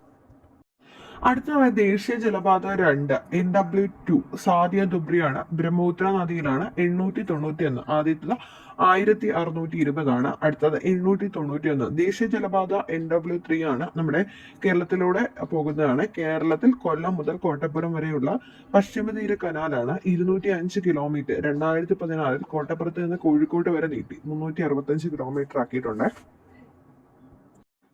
അടുത്താണ് ദേശീയ ജലപാത 4 NW4 ഗോദാവരി നദിയിലാണ്.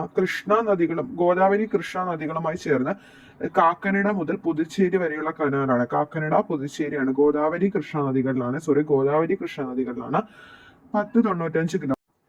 അടുത്തതായി നോക്കാൻ പോകുന്നത് ഇന്ത്യയിലെ പ്രധാന തുറമുഖങ്ങളാണ്. ഇന്ത്യയിലെ പ്രധാനപ്പെട്ട പടിഞ്ഞാറോട്ടും കിഴക്കോട്ടുമായിട്ട് 13 തുറമുഖങ്ങളാണ് ഉള്ളത്. ഇന്ത്യയിലെ പ്രധാന തുറമുഖങ്ങൾ പറയാം: കാണ്ട്ല, മുംബൈ, നവശേവ, മർമഗോവ, മംഗലാപുരം, കൊച്ചി, തൂത്തുക്കുടി, ചെന്നൈ, വിശാഖപട്ടണം, പാരാദീപ്, ഹാൽഡിയ, കൊൽക്കത്ത, പോർട്ട് ബ്ലെയർ. വിഴിഞ്ഞം തുറമുഖ പദ്ധതി. പൊതു സ്വകാര്യ പങ്കാളിത്തത്തോടെ കേരളത്തിൽ നടപ്പാക്കുന്ന തുറമുഖ പദ്ധതി ഏതാണെന്ന് ചോദിച്ചു കഴിഞ്ഞാൽ അത് വിഴിഞ്ഞമാണ്. വിഴിഞ്ഞം തുറമുഖത്തിന്റെ ആദ്യഘട്ടം കണ്ടെയ്നർ തുറമുഖമായാണ് വികസിപ്പിച്ചത്. അന്താരാഷ്ട്ര കപ്പൽ പാതയുടെ ഏറ്റവും അടുത്ത സ്ഥിതി ചെയ്യുന്ന തുറമുഖമാണ്. വിഴിഞ്ഞം തുറമുഖത്തിന്റെ സ്വാഭാവിക ആഴം 24 മീറ്ററിൽ കൂടുതലാണ്. ദേശീയ ജലപാത NW5 ഉണ്ടായിരുന്നത് പൂർവ്വതീര കനാലുമായി ബന്ധിപ്പിച്ചിട്ടുള്ള ബ്രഹ്മണി മഹാനദി ഡെൽറ്റ തീരവ്യവസ്ഥയിലാണ്. 623 കിലോമീറ്റർ ആണ്. എവിടെയാണ്? കനാലുമായിട്ട് ബന്ധിപ്പിച്ചിട്ടുള്ളതാണ് ദേശീയ ജലപാത NW5. ഇന്ത്യയുടെ വ്യോമഗതാഗതം നിയന്ത്രിക്കുന്നത് എയർപോർട്ട് അതോറിറ്റി ഓഫ് ഇന്ത്യ ആണ്. എയർപോർട്ട് അതോറിറ്റി ഓഫ് ഇന്ത്യയുടെ കീഴിലുള്ള ആകെ വിമാനത്താവളങ്ങളുടെ എണ്ണം 126 ആണ്. ഓക്കെ, അതുപോലെ തന്നെ ആകെ ദേശീയ ജലപാതകളുടെ എണ്ണം എത്രയായിരുന്നു? 111 ആയിരുന്നു അല്ലെ? ഓക്കെ, കൊങ്കൺ റെയിൽവേയുടെ നീളം എത്രയായിരുന്നു? 760 കിലോമീറ്റർ ആണ്. 6.5 കിലോമീറ്റർ ആയിരുന്നു കൊങ്കൺ റെയിൽവേ വലിയ റെയിൽവേ തുരങ്കത്തിന്റെ നീളം എന്ന് പറയുന്നത്. അതുപോലെ തന്നെ 2016 മാർച്ച് 25 ദേശീയ ജലഗതാഗത നിയമം. വിഴിഞ്ഞം തുറമുഖത്തിന്റെ സ്വാഭാവിക ആഴം 24 കിലോമീറ്റർ ആണ്. എയർപോർട്ട് അതോറിറ്റി ഓഫ് ഇന്ത്യയുടെ കീഴിലുള്ള ആകെ അന്താരാഷ്ട്ര വിമാനത്താവളങ്ങൾ 11. അന്താരാഷ്ട്ര ആഭ്യന്തര വിമാന സർവീസ് കൈകാര്യം ചെയ്ത corporation air India, Indian Airways. കേരളത്തിൽ അന്താരാഷ്ട്ര വിമാനത്താവളങ്ങളാണ് തിരുവനന്തപുരം, കൊച്ചി, കരിപ്പൂർ, കണ്ണൂർ. തിരുവനന്തപുരം, കൊച്ചി, കരിപ്പൂർ, കണ്ണൂർ. കരിപ്പൂർ അന്താരാഷ്ട്ര വിമാനത്താവളം മലപ്പുറത്ത്. കണ്ണൂർ അന്താരാഷ്ട്ര വിമാനത്താവളം കണ്ണൂരാണ്. കൊച്ചി നെടുമ്പാശ്ശേരി അന്താരാഷ്ട്ര വിമാനത്താവളം എറണാകുളം. തിരുവനന്തപുരം അന്താരാഷ്ട്ര വിമാനത്താവളം തിരുവനന്തപുരം. ജനപങ്കാളിത്തത്തോടെ നിർമ്മിച്ച ഇന്ത്യയിലെ ആദ്യത്തെ വിമാനത്താവളം ഏതാണ്? ജനങ്ങളുടെ പങ്കാളിത്തത്തോടെ കൊച്ചി അന്താരാഷ്ട്ര വിമാനത്താവളമാണ്. കൊച്ചി അന്താരാഷ്ട്ര വിമാനത്താവളം പൊതുജനങ്ങൾക്ക് തുറന്നു കൊടുത്തത് 1999 മെയ് 25. അടുത്തത് നമ്മൾ നോക്കാൻ പോകുന്ന ചാപ്റ്ററാണ് ഇന്ത്യയിലൂടെ. ഓക്കെ, 7ാം ക്ലാസ്സിലെ ചാപ്റ്ററാണ് ഇന്ത്യയിലൂടെ എന്ന് പറയുന്ന ചാപ്റ്ററാണ് ഇനി അടുത്തതായിട്ട് നോക്കാൻ പോകുന്നത്. 13ാമത്തെ ചാപ്റ്ററാണ്. ഒന്നാമതായിട്ട് ഇന്ത്യയുടെ സ്ഥാനം എവിടെയാണ്? ഭൂമധ്യരേഖയ്ക്ക് വടക്കാണ്. ഉത്തര അക്ഷാംശം ഭൂമധ്യരേഖയ്ക്ക് വടക്ക് ഉത്തര അക്ഷാംശം 8 ഡിഗ്രി 4 മിനിറ്റ് 37 ഡിഗ്രി 6 മിനിറ്റ് വടക്ക്. അതുപോലെ തന്നെ പൂർവ്വരേഖാംശം 68 ഡിഗ്രി 7 മിനിറ്റ് 97 ഡിഗ്രി 25 മിനിറ്റ് വരെയുമാണ്. ഇന്ത്യയുടെ വിസ്തൃതി എന്ന് പറയുമ്പോൾ 3.28 ദശലക്ഷം ചതുരശ്ര കിലോമീറ്റർ. ലോകരാജ്യങ്ങൾക്കിടയിൽ ഇന്ത്യയുടെ സ്ഥാനം എന്ന് പറയുന്നത് 7ാം സ്ഥാനമാണ് ഇന്ത്യക്ക്. ഓക്കെ, ഇനി അടുത്തത് ഇന്ത്യയുടെ ഭൂപ്രകൃതിയാണ്. ഭൂപ്രകൃതിയുടെ സവിശേഷത അനുസരിച്ച് ഇന്ത്യയെ പല മേഖലകളായിട്ട് തിരിച്ചിരിക്കുന്നത് നമുക്ക് ഓൾറെഡി അറിയാം, നമ്മൾ പഠിച്ചതാണ്. ഉത്തരപർവ്വത മേഖല, ഉത്തരമഹാസമുദ്രം, ഉപദ്വീപ് പീഠഭൂമി, തീരസമുദ്രങ്ങളും ദ്വീപുകളും എന്നിങ്ങനെ 5 ആയിട്ട് തിരിച്ചിരിക്കുന്നത് നമ്മൾ കഴിഞ്ഞ ചാപ്റ്റർ പറഞ്ഞായിരുന്നു അല്ലെ? ഇനി ഉത്തരപർവ്വത മേഖല. ഇന്ത്യയുടെ വടക്ക് പടിഞ്ഞാറ് ജമ്മു കാശ്മീർ മുതൽ വടക്ക് കിഴക്ക് അരുണാചൽ പ്രദേശ് വരെ നീളുന്നതാണ് ഉത്തരപർവ്വത മേഖല. നമ്മൾ ഓൾറെഡി പറഞ്ഞായിരുന്നു അരുണാചൽ പ്രദേശിന്റെ 150, ജമ്മു കാശ്മീരിന്റെ 400 ആണ് പറഞ്ഞത്. ഉത്തരപർവ്വത മേഖലയുടെ ഏകദേശ നീളം എത്രയായിരുന്നു? 2400 കിലോമീറ്റർ ആണ് ഉത്തരപർവ്വത മേഖലയുടെ ഏകദേശ നീളം. ഉത്തരപർവ്വത മേഖലയുടെ ഭാഗമായിട്ടുള്ള സംസ്ഥാനങ്ങൾ, ഉത്തരപർവ്വത മേഖലയുടെ ഭാഗമായിട്ട് വരുന്ന സംസ്ഥാനങ്ങൾ ഏതൊക്കെയാണെന്ന് നോക്കാം. ഇവിടെയാണ് ഓരോ മേഖലയുമായിട്ട് ബന്ധപ്പെട്ട സംസ്ഥാനങ്ങൾ പറയുന്നത് കേട്ടോ. ഉത്തരപർവ്വത മേഖലയുമായിട്ട് ബന്ധപ്പെട്ട സംസ്ഥാനങ്ങൾ ഏതൊക്കെയാണ്? ഹിമാചൽ പ്രദേശ്, അരുണാചൽ പ്രദേശ്, ജമ്മു കാശ്മീർ, ലഡാക്ക്, ഉത്തരാഖണ്ഡ്, സിക്കിം, നാഗാലാൻഡ്, മണിപ്പൂർ, മേഘാലയ, മിസോറാം, ത്രിപുര. അതുപോലെ തന്നെ ഉത്തരപർവ്വത മേഖലയുടെ ഭാഗമായിട്ടുള്ള കേന്ദ്രഭരണ പ്രദേശങ്ങൾ നമ്മൾ പറഞ്ഞു ജമ്മു കാശ്മീർ, ലഡാക്ക്. ഹിമാലയത്തിലെ ഏറ്റവും ഉയരം കൂടിയ ഭാഗങ്ങളിൽ വർഷം മുഴുവൻ മഞ്ഞ് മൂടി കിടക്കുകയായിരിക്കും. ഹിമാലയൻ നിരകളുടെ ഭാഗമായിട്ടുള്ള ഇന്ത്യയിലെ കൊടുമുടികളാണ് ഹിമാലയൻ പർവ്വതനിരയുടെ ഭാഗമായിട്ടുള്ള ഇന്ത്യയിലെ കൊടുമുടികളാണ് കാഞ്ചൻജംഗയും നന്ദാദേവിയും. ഉത്തരപർവ്വത മേഖലയുടെ പ്രാധാന്യം എന്താണ്? കാലാവസ്ഥയെ സ്വാധീനിക്കുന്നു. പ്രകൃതിദത്തമായിട്ടുള്ള കോട്ടകളുണ്ട്, നദികളുടെ ഉത്ഭവ പ്രദേശം, ഇവയാണ് ഉത്തരപർവ്വത മേഖല എന്ന് പറയുന്നത്. ഹിമാലയ നിരകളിലെ ഏറ്റവും ഉയരം കൂടിയ കൊടുമുടി ഏതാണ്? ഹിമാലയൻ നിരകളിലെ എവറസ്റ്റ് എന്നറിയാം, നേപ്പാളിലെ എവറസ്റ്റ്. ഹിമാലയൻ പർവ്വത നിരകളിൽ നിന്ന് ഉത്ഭവിക്കുന്ന നദി ഏതാണ്? സിന്ധു, ഗംഗ, ബ്രഹ്മപുത്ര. ഹിമാലയത്തിലെ മഞ്ഞുമൂടിയ പർവ്വതനിരകൾക്ക് തെക്ക് ഭാഗത്ത് തണുപ്പിന്റെ തീവ്രത കുറവാണ്, അത് നോർത്ത് വെച്ച് വേണം. ഹിമാലയൻ പർവ്വതനിരകൾക്ക് തെക്ക് ഭാഗത്തായിട്ട് തണുപ്പിന്റെ തീവ്രത എന്നാൽ കുറവാണ്. ഹിമാലയൻ നിരകളിലെ പ്രധാന സുഖവാസ കേന്ദ്രങ്ങളാണ് ഷിംല, ഡാർജിലിംഗ്, കുളു, മണാലി. ഹിമാലയൻ നിരകളിലെ പ്രധാന കൃഷിയിനങ്ങളാണ് ഉരുളൻകിഴങ്ങ്, ബാർലി, കുങ്കുമപ്പൂ, ആപ്പിൾ, ഓറഞ്ച് തുടങ്ങിയവയാണ്. ഹിമാലയൻ നിരകളുടെ ഏറ്റവും തെക്ക് ഭാഗത്ത് കുന്നുകൾക്ക് എന്താണ് ഉയരം കുറവാണ്. അരുണാചൽ പ്രദേശിലോട്ട് പോകുമ്പോൾ നമുക്കറിയാം ഉയരം കുറഞ്ഞു വരുന്നു. ഹിമാലയത്തിന്റെ തെക്ക് ഭാഗത്ത് തണുപ്പിന്റെ തീവ്രതയും കുറവാണ്, ഉയരവും കുറവാണ്. ഓക്കെ ആണല്ലോ. ഹിമാലയൻ നിരകളുടെ ഏറ്റവും തെക്ക് ഭാഗത്ത് കുന്നുകൾക്ക് ഉയരം കുറവാണ്. ഉത്തരവൃത മേഖലയിൽ ഏറ്റവും ജനസാന്ദ്രത കൂടിയ മേഖലയാണ് ഹിമാലയൻ നിരകളുടെ തെക്ക് ഭാഗം. അപ്പോൾ ഉത്തരവൃത മേഖലയിലെ ഏറ്റവും ജനസാന്ദ്രത കൂടിയത് ഉത്തരവൃത മേഖലയുടെ തെക്ക് ഭാഗമാണ്, ഹിമാലയൻ നിരകളുടെ തെക്ക് ഭാഗം. മഞ്ഞുമൂടിയ ഹിമാലയൻ മേഖലകളിൽ നിന്നും ഉത്ഭവിക്കുന്ന നദികൾ ഒഴുകിക്കൊണ്ടുവരുന്ന മണൽ, ചെളി, ഉരുളൻകല്ലുകൾ എന്നിവയുടെ കനത്ത നിക്ഷേപങ്ങൾ നിറഞ്ഞാണ് ഹിമാലയൻ നിരകളുടെ തെക്ക് ഭാഗത്തുള്ള താഴ്വാര മേഖല. ഉത്തരപർവ്വത മേഖലയുടെ പ്രാധാന്യം നമുക്ക് നോക്കാം. കാലാവസ്ഥയെ സ്വാധീനിക്കുന്നു പറഞ്ഞു. ശൈത്യകാലത്ത് മധ്യ ഏഷ്യയിൽ നിന്നും വീശുന്ന ശീതക്കാറ്റിനെ ഇന്ത്യയിലേക്ക് കടത്തിവിടാതെ സംരക്ഷിക്കുന്നു. മൺസൂൺ കാറ്റുകളെ തടഞ്ഞ് ഇന്ത്യയിലുടനീളം മഴ പെയ്യിക്കുന്നു. ഇനി പ്രകൃതിദത്തമായ കോട്ട. വടക്ക് പടിഞ്ഞാറ് നിന്നുള്ള ആക്രമണങ്ങളിൽ നിന്നും സംരക്ഷിക്കുന്നു. നദികളുടെ സിന്ധു, ഗംഗ, ബ്രഹ്മപുത്ര എന്നീ നദികളും അവയുടെ നിരവധിയായിട്ടുള്ള പോഷക നദികളിലും ഉത്ഭവിക്കുന്നത് ഈ ഉത്തരപർവ്വത മേഖലയിൽ നിന്നാണ്. അടുത്തതാണ് ഉത്തരേന്ത്യയിലെ സമതല പ്രദേശങ്ങളിൽ ഉൾപ്പെടുന്ന സമതലങ്ങളാണ് രാജസ്ഥാൻ, പഞ്ചാബ്, ഹരിയാന, ഉത്തർപ്രദേശ്, ബീഹാർ, പശ്ചിമ ബംഗാൾ. ഓക്കെ, ഉത്തരേന്ത്യയിലെ സമതലങ്ങളാണ് രാജസ്ഥാൻ, പഞ്ചാബ്, ഉത്തർപ്രദേശ്, ഹരിയാന, ബീഹാർ, പശ്ചിമ ബംഗാൾ. സിന്ധു, ഗംഗ, ബ്രഹ്മപുത്ര എന്നീ നദികളും അവയുടെ പോഷക നദികളും ഒഴുക്കിക്കൊണ്ടുവന്ന എക്കൽ മണ്ണ് നിക്ഷേപിക്കപ്പെട്ട് രൂപം കൊണ്ട സമതലങ്ങൾ അറിയപ്പെടുന്നത് ഉത്തരമഹാസമതലം അല്ലെങ്കിൽ സിന്ധു, ഗംഗ, ബ്രഹ്മപുത്ര സമതലം എന്നാണ്. ഇന്ത്യയിൽ ജനസംഖ്യ കൂടുതലുള്ള പ്രദേശമാണ് ഉത്തരമഹാസമതലം. ഉത്തരമഹാസമതലത്തിൽ കൃഷി ചെയ്യുന്ന വിളകൾ ഏതൊക്കെയാണ്? ഗോതമ്പുണ്ട്, ചോളമുണ്ട്, നെല്ലുണ്ട്, കരിമ്പുണ്ട്, പരുത്തിയുണ്ട്, പയർവർഗ്ഗങ്ങളുണ്ട്. ഉത്തരമഹാസമതലത്തിന്റെ പടിഞ്ഞാറ് ഭാഗത്ത് മഴ തീരെ കുറവാണ്. ഉത്തരമഹാസമതലത്തിന്റെ പടിഞ്ഞാറ് ഭാഗത്താണ് എന്ത് സ്ഥിതി ചെയ്യുന്നത് നമുക്കറിയാം, രാജസ്ഥാന് സ്ഥിതി ചെയ്യുന്ന ഥാർ മരുഭൂമി. അപ്പോൾ ഇന്ത്യയുടെ വടക്ക് പടിഞ്ഞാറ് ഭാഗത്ത് സ്ഥിതി ചെയ്യുന്ന രാജസ്ഥാന്റെ മിക്ക പ്രദേശങ്ങളും മരുഭൂമിയാണ്. മരുസ്ഥലി എന്നറിയപ്പെടുന്ന പ്രദേശം ഏതാണ്? രാജസ്ഥാനാണ് അല്ലെ. രാജസ്ഥാൻ പ്രദേശമാണ് മരുസ്ഥലി ഭാഗം നമ്മൾ കേട്ടിട്ടുണ്ട്. ഇന്ത്യയുടെ വടക്ക് പടിഞ്ഞാറ് ഭാഗമാണ് മരുസ്ഥലി എന്ന് പറയുന്നത്. ഇന്ത്യയുടെ വടക്ക് പടിഞ്ഞാറ് ഭാഗമാണ്. മരുഭൂമിയിൽ ജനവാസം തീരെ കുറവാണ്. രാജസ്ഥാനിൽ പ്രധാനമായും കൃഷി ചെയ്യുന്നത് ജോവറും ബജ്രയുമാണ്. ഇന്ത്യയുടെ വടക്ക് പടിഞ്ഞാറ് രാജസ്ഥാൻ സംസ്ഥാനത്തിന്റെ ഭൂരിഭാഗം പ്രദേശങ്ങളും ഉൾക്കൊള്ളുന്ന ഉഷ്ണ മരുഭൂമിയാണ് താർ മരുഭൂമി. താർ മരുഭൂമി ഉഷ്ണ മരുഭൂമിയാണ്. എന്നാൽ താർ മരുഭൂമിയിലെ സ്വാഭാവിക സസ്യജാലങ്ങളാണ് മുൾച്ചെടികളും കുറ്റിക്കാടുകളും. വിശാലമായ മണൽപ്പരപ്പുകളും മണൽക്കുന്നുകളും മരുഭൂമിയുടെ പ്രത്യേകതയാണ്. മണൽക്കുന്നുകളും മണൽപ്പരപ്പുകളും ഒക്കെ എന്തിന്റെ പ്രത്യേകതയാണ്? മരുഭൂമിയുടെ പ്രത്യേകതയാണ്. ഇനി അടുത്തതായി നമ്മൾ നോക്കാൻ പോകുന്നതാണ് പീഠഭൂമി. പീഠഭൂമി എന്ന് പറയുമ്പോൾ എവിടേക്കാണ്? പീഠഭൂമിക്കകത്തിൽ വരുന്നതാണ് മധ്യപ്രദേശ്, അതുപോലെ തന്നെ ജാർഖണ്ഡ്, ഛത്തീസ്ഗഡ്, കർണാടക, തമിഴ്നാട്, ആന്ധ്രാപ്രദേശ്, ഒഡീഷ, പശ്ചിമ ബംഗാൾ എന്നീ സംസ്ഥാനങ്ങളിലെ ചില പ്രദേശങ്ങൾ ഉൾപ്പെട്ട പീഠഭൂമി പ്രദേശമാണ് ഉപദ്വീപ് പീഠഭൂമി. ഉപദ്വീപ് പീഠഭൂമിയുടെ ഭാഗമാണ് ഡെക്കാൻ പീഠഭൂമി. ഡെക്കാൻ പീഠഭൂമിയുടെ പ്രത്യേകത നമുക്കറിയാം, ലാഭതാണ് തുറന്നുണ്ടായ പീഠഭൂമിയാണ് ഡെക്കാൻ പീഠഭൂമി എന്ന് പറയുന്നത്. ഉപദ്വീപിയൻ പീഠഭൂമിയിലെ പരുത്തി കൃഷിക്ക് ഏറ്റവും അനുയോജ്യമായിട്ടുള്ള മണ്ണ് ഏതാണ്? കറുത്ത മണ്ണാണ്. കറുത്ത മണ്ണാണ് പരുത്തി കൃഷിക്ക് അനുയോജ്യമായിട്ടുള്ള. ഉപദ്വീപ് പീഠഭൂമിയുടെ ഭാഗമായിട്ടുള്ള പർവ്വതനിരകളാണ് വിന്ധ്യ, സത്പുര, ആരവല്ലി, പശ്ചിമഘട്ടം, പൂർവ്വഘട്ടം. ഉപദ്വീപ് പീഠഭൂമിയിലെ ഏറ്റവും ഉയരം കൂടിയ കൊടുമുടിയാണ് ആനമുടി എന്ന് പറയുമ്പോൾ. പീഠഭൂമി പ്രദേശത്തെ പ്രധാന കാർഷിക വിളകൾ എന്തൊക്കെയാണ്? പരുത്തി, പയറുവർഗ്ഗങ്ങൾ, നിലക്കടല, കരിമ്പ്, ചോളം, റാഗി, മുളക് എന്നിവ. പീഠഭൂമിയിലെ പ്രധാന ധാതുക്ഷേപങ്ങളാണ് കൽക്കരി, ഇരുമ്പ്, മാംഗനീസ്, ബോക്സൈറ്റ്, ചുണ്ണാമ്പുകല്ല്. പീഠഭൂമിയിലെ പ്രധാന തൊഴിൽ മേഖലകളാണ് ഖനനവും ധാതുഅധിഷ്ഠിത വ്യവസായമാണ് പ്രധാന തൊഴിൽ എന്ന് പറയുമ്പോൾ. നമുക്കറിയാം ഉപദ്വീപീയ പീഠഭൂമിയിൽ നിന്ന് ഉത്ഭവിക്കുന്ന നദികളാണ് ഉപദ്വീപീയ നദികൾ എന്ന് പറയുമ്പോൾ. ഗോദാവരി, മഹാനദി, കൃഷ്ണ, കാവേരി, നർമ്മദ, താപ്തി ഇതെല്ലാം ഉപദ്വീപീയ നദികളാണ്. ഈ തീരസമുദ്രങ്ങൾ. ഇന്ത്യയിലെ കടൽ തീരത്തിന്റെ നീളം എത്രയാണ്? 6100 കിലോമീറ്റർ ആണ്. ഇന്ത്യയിലെ കടൽ തീര ദൈർഘ്യം എന്ന് പറയുന്നത് 6100 കിലോമീറ്റർ ആണ്. ബംഗാൾ ഉൾക്കടലിനോട് ചേർന്ന ഭാഗം കിഴക്കൻ തീരവും അറബിക്കടലിനോട് ചേർന്ന ഭാഗം പടിഞ്ഞാറൻ തീരസമുദ്രമാണ്. പടിഞ്ഞാറൻ തീരസമുദ്രത്തിന്റെ വീതി കിഴക്കൻ തീരസമുദ്രത്തെ അപേക്ഷിച്ച് കുറവാണ്. അപ്പം ബംഗാൾ പടിഞ്ഞാറ്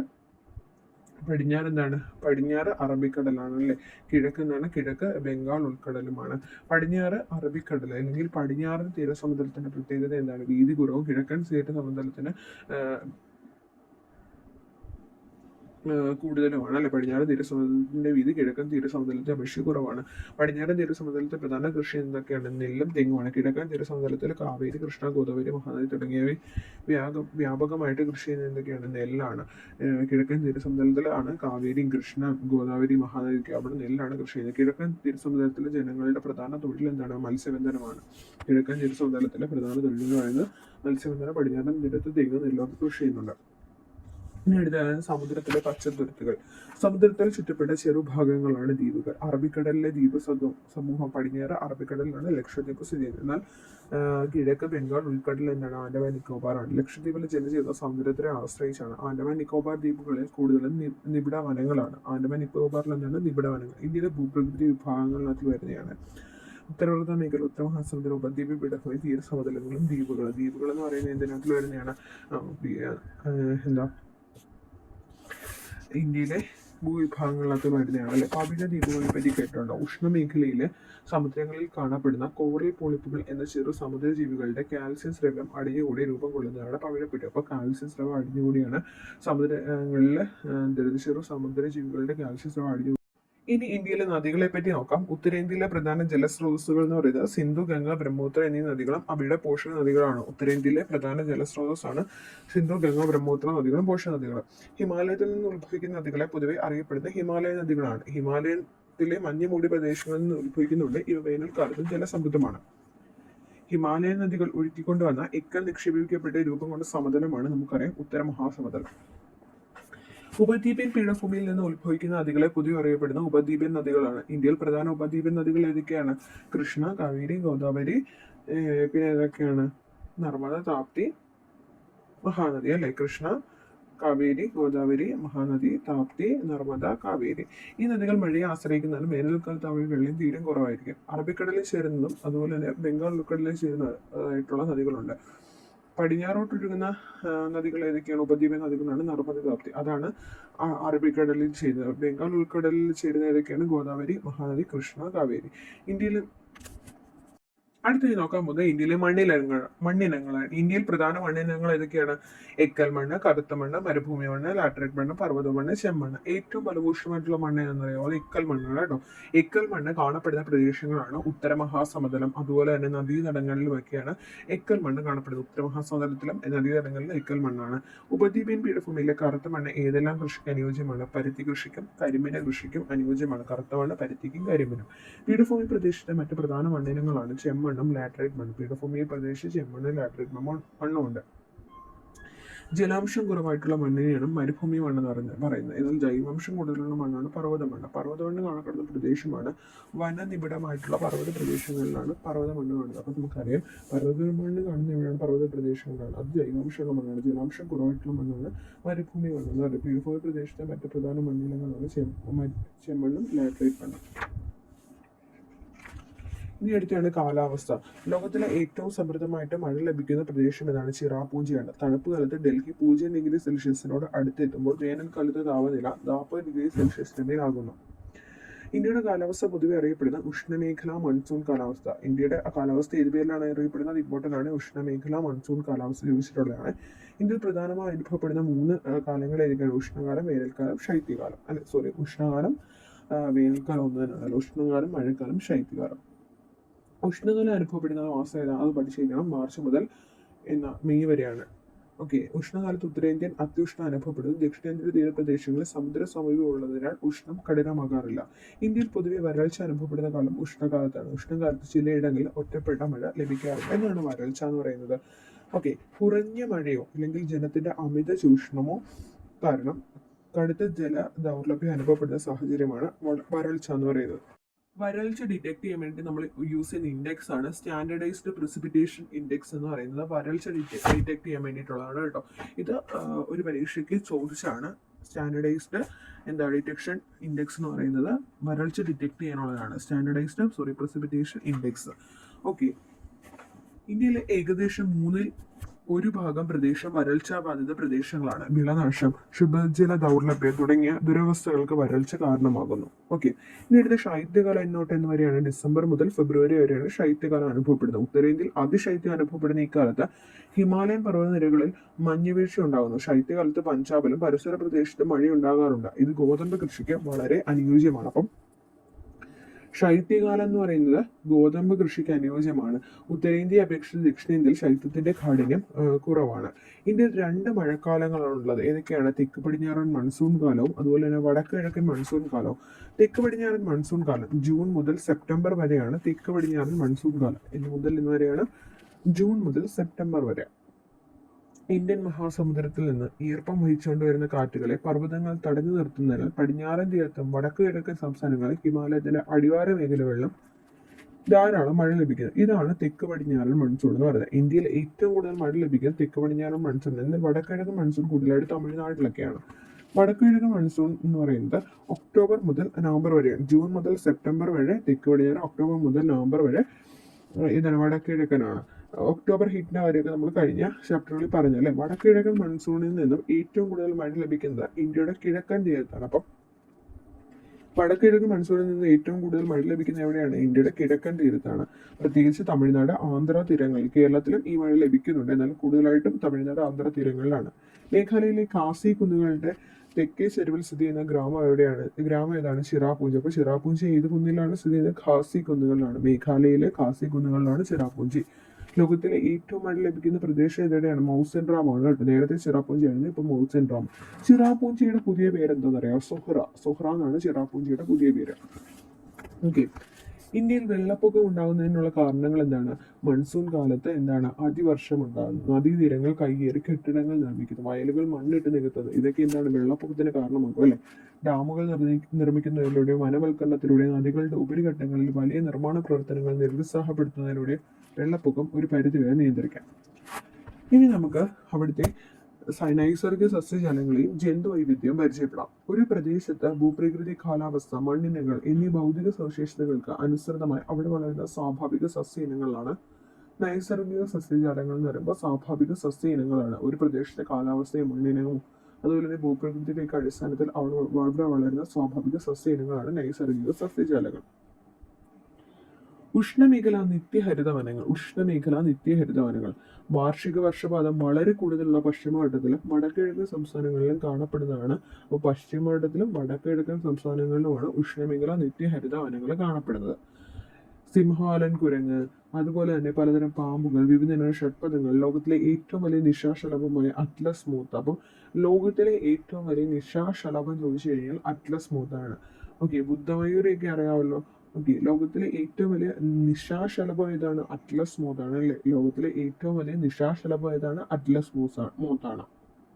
അതെവിടെയാണ്? അപ്പം ചോദിക്കാം, അറ്റ്ലസ് മൂത്ത് അല്ലെങ്കിൽ ലോകത്തിലെ ഏറ്റവും വലിയ നിശാശലഭമായിട്ടുള്ള അറ്റ്ലസ് മൂത്ത് കാണപ്പെടുന്ന എവിടെയാണ്? ഉഷ്ണമേഖലാ നിത്യഹരിത വനത്തിലാണ് അറ്റ്ലസ് മൂത്ത് കാണപ്പെടുന്നത്, നിശാശലഭമായിട്ടുള്ള. ഇനി അടുത്തത് ഇലപൊഴിയും കാണുക. കാലികമായി മാത്രം മഴ ലഭിക്കുന്ന പ്രദേശങ്ങളിൽ ഇലപൊഴിയും കാടുകൾ കാണപ്പെടുന്നു. ഇന്ത്യൻ ഉപദ്വീപിൽ കൂടുതൽ പ്രദേശങ്ങളിൽ ഇലപൊഴിയും കാടുകളാണ്. പലതരം ആനകൾ, മുയൽ, മയിൽ, വേഴാമ്പൽ, മറ്റു പലതരം പക്ഷികൾ, കാട്ടുപോത്ത്, ആന, കടുവ, പുലി എന്നിങ്ങനെ ജന്തുവൈവിധ്യം ഏറ്റവും കൂടുതലുള്ള വനങ്ങളാണ് ഇലപൊഴിയും കാടുകൾ. ഓക്കെ, ഇനി അടുത്ത മുൾച്ചെടികളും കുറ്റിക്കാടുകളും. രാജസ്ഥാൻ മരുഭൂമിയിലും ഉപദ്വീപിന്റെ മധ്യഭാഗങ്ങളും മഴ തീരെ കുറവായതിനാൽ മുൾച്ചെടികളും കുറ്റിക്കാടുകളുമാണ് വളരുന്നത്. അപ്പം രാജസ്ഥാൻ മരുഭൂമിയിലും ഉപദ്വീപിന്റെ മധ്യഭാഗങ്ങളിലും അതുപോലെ തന്നെ ഉപദ്വീപിന്റെ മധ്യഭാഗങ്ങളിലും മഴ തീരെ കുറവാണ്. അവിടെ മുൾച്ചെടികളും കുറ്റിക്കാടുകളുമാണ് വളരുന്നത്. ഒട്ടകമുണ്ട്, കഴുകനുണ്ട്, പരുന്തുണ്ട്, പലതരം ഉരകങ്ങൾ എന്നിവ ഈ വരണ്ട മേഖലയിൽ കാണപ്പെടുന്നു. അടുത്താണ് കണ്ടൽക്കാടുകൾ. ഉപ്പുരസമുള്ള മണ്ണിൽ വളരുന്ന പ്രത്യേകതരം സസ്യങ്ങളാണ് കണ്ടൽക്കാടുകൾ. നദീമുഖങ്ങളിലും സമുദ്ര തീരങ്ങളും കരയിടിച്ചിലിനെ ചെറുക്കുന്നത് കണ്ടൽക്കാടുകളാണ്. പശ്ചിമ ബംഗാളിലെ കണ്ടൽക്കാടുകളാണ് ബംഗാൾ കടുവയുടെ ആവാസ കേന്ദ്രം. അപ്പം പശ്ചിമ ബംഗാളിലെ കാടുകളാണ് ബംഗാൾ കടുവയുടെ ആവാസ കേന്ദ്രം. കണ്ടൽക്കാടുകളുടെ വേരുപടലങ്ങളിൽ നിരവധി മത്സ്യ ഇനങ്ങളുടെ പ്രജനന കേന്ദ്രങ്ങൾ. ആ 2 പോയിന്റ് ഓർത്ത് വെക്കുക. പശ്ചിമ ബംഗാളിലെ കണ്ടൽക്കാടുകളിലാണ് ബംഗാൾ കടുവയുടെ ആവാസ കേന്ദ്രം. കണ്ടൽക്കാടുകളുടെ വേരുപടലങ്ങൾ നിരവധി മത്സ്യ ഇനങ്ങളുടെ പ്രജനന കേന്ദ്രങ്ങളാണ്. അറ്റ്ലസ് മൂത്ത് കാണപ്പെടുന്ന എവിടെയാണ്? ഉഷ്ണമേഖലാ നിത്യഹരിത വനത്തിലാണ് അല്ലേ. പലതരം മാനുകളും മുയലുകളും മയില് വേഴാമ്പൽ മറ്റു പലതരം പക്ഷി കാട്ടുപോത്തൊക്കെ കാണപ്പെടുന്നത് ഇലപൊഴിയും കാടുകളിലാണ് കേട്ടോ. ഇന്ത്യൻ ഉപദ്വീപിലെ കൂടുതൽ പ്രദേശങ്ങളും ഇലപൊഴിയും കാടുകളാണ് ഇന്ത്യൻ ഉപദ്വീപിന്റെ. ഒട്ടകം കഴുകനൊക്കെ മുൾച്ചെടികളിലും കുറ്റിക്കാടുകളിലുമാണ്. പർവ്വതയിനങ്ങൾ ഉയരം കൂടിയ പ്രദേശങ്ങളിൽ കാണപ്പെടുന്ന സൂഫികാഗ്ര വൃക്ഷങ്ങളും അതിശൈത്യമുള്ള പർവ്വതങ്ങളിലെ പായൽ വർഗ്ഗ സസ്യങ്ങളും പർവ്വത ഇനങ്ങളിൽ ഉൾപ്പെടുന്നു. കസ്തൂരിമാൻ, വരയാട്, ഹിമപ്പുലി ഇതും ചോദിച്ചിട്ടുള്ളതെന്ന് തോന്നുന്നു കേട്ടോ. ഒന്ന് ശ്രദ്ധിച്ചോണേ. കസ്തൂരിമാൻ, വരയാട്, ഹിമപ്പുലി തുടങ്ങിയ അപൂർവങ്ങളുടെ ആവാസ കേന്ദ്രമാണ് പർവ്വത വനങ്ങൾ.